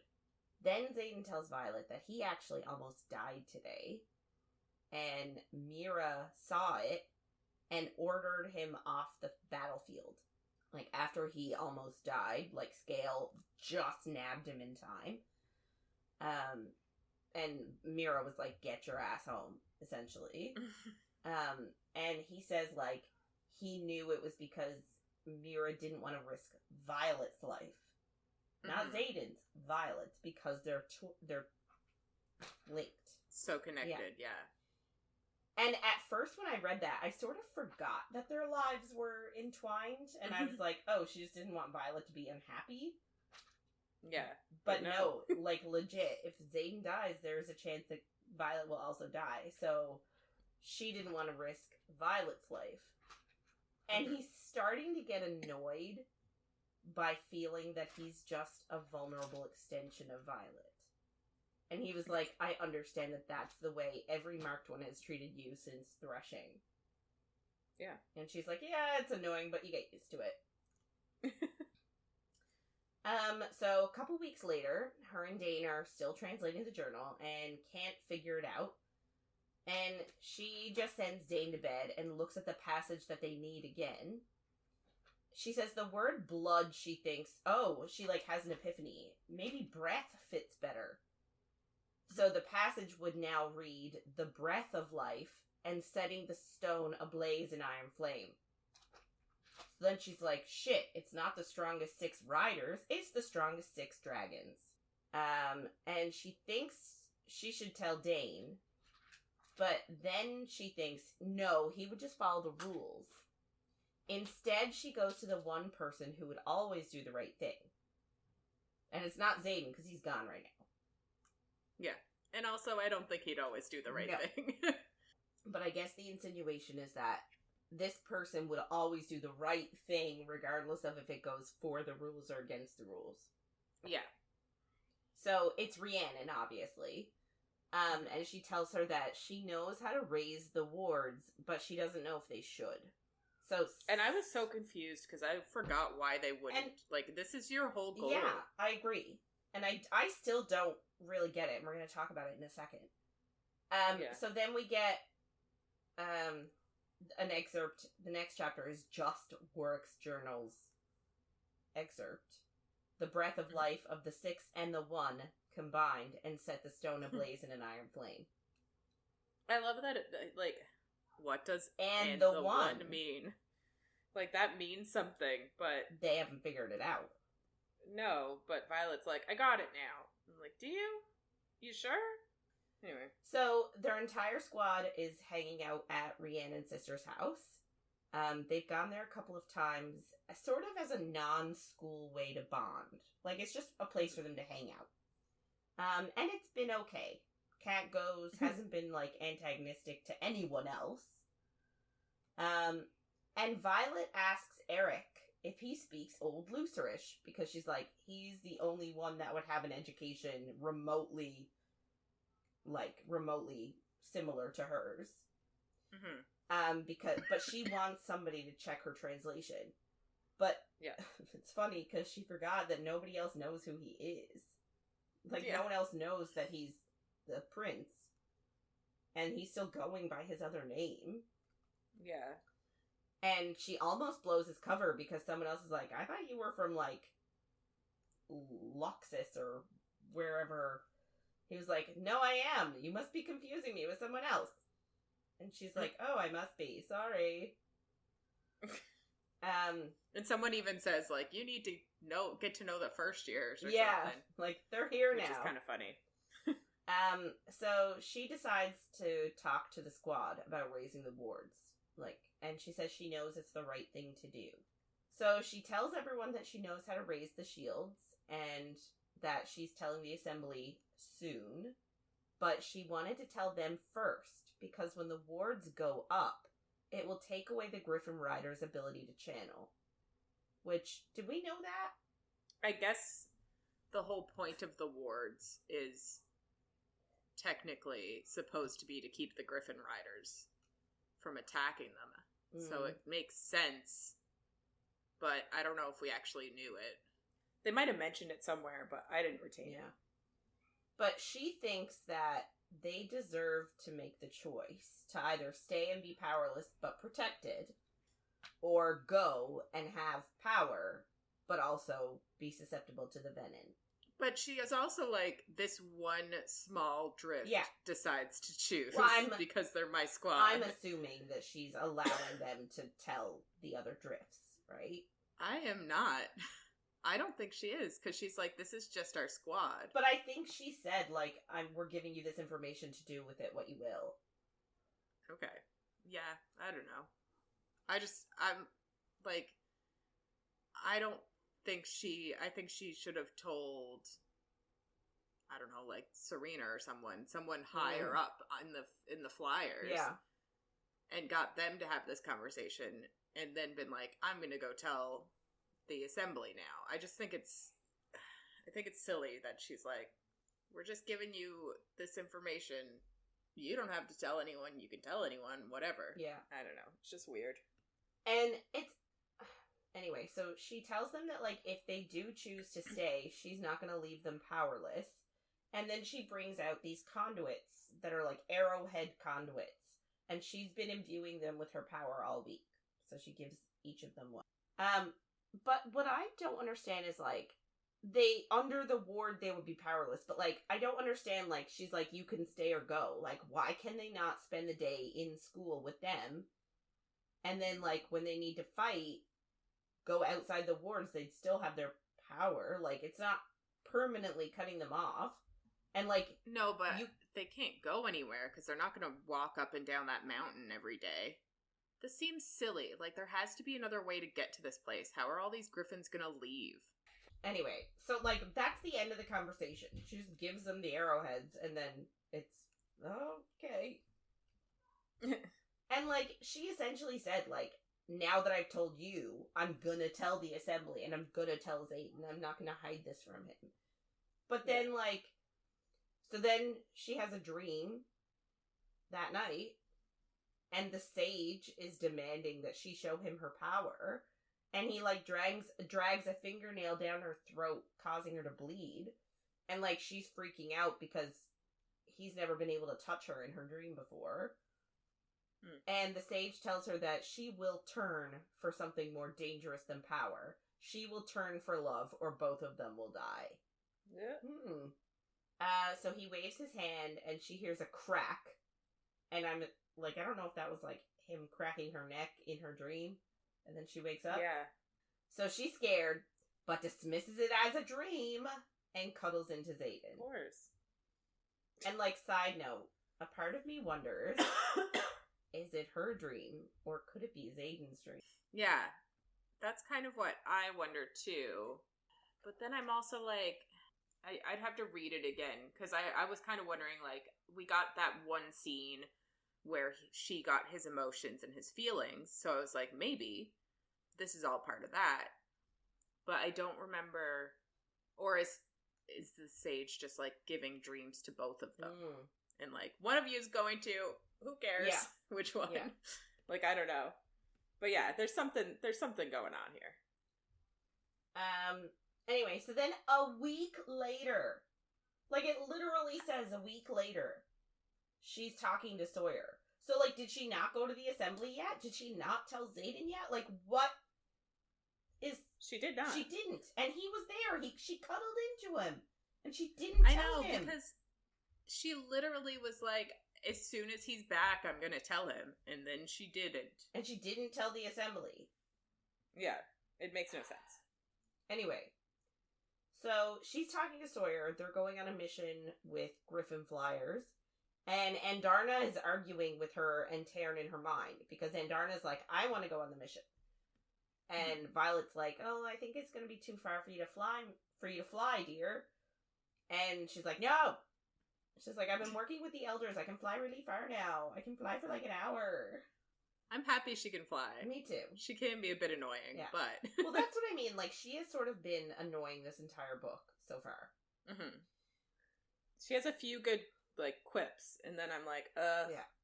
Kids. Yeah. So Rhiannon and the EXO, the executive officer, Bragan, who is the Gryphon Flyer, come toward them and tell them about the mission. The professors have hidden boxes with runes on them all around the valley, and each squad needs to go and close as many of the runes as they can. It's a test for them, but it's also a test for their dragons to sense the runes. And they are being broken up into teams of 4, but whichever squad closes the most gets a weekend pass to do whatever they want. No homework, no training, nothing. Okay. They could go where they want, as long as it's safe. Yeah. So Xaden lands, then he's home, and Violet gets distracted. And she approaches them, and, like, they missed each other, and Garrick tells her that Xaden took down a Venin just beyond Drathis. And Drathis is the last Poramish stronghold before the cliffs of Drailer, which is the cliffs that are protecting them. Mm-hmm. And she has to tell him about the wards. So she's like, I know how to close, how to open them. I think he's just like, you're hiding something. You know how to open the wards. Yeah. And she's like, what the fuck? Yeah. She's like, yes, I do. But she's like, I'm going on a mission now, though, so we'll have to talk about it later. And they're, like, talking in their head to each other. And Kat notices that, and she's like, are you guys arguing in your heads? And Sloane's like, yeah, they do it all the time. So Violet tells Xaden that they have to wait to put the wards up. And that the 6 actually refers to dragons, not people.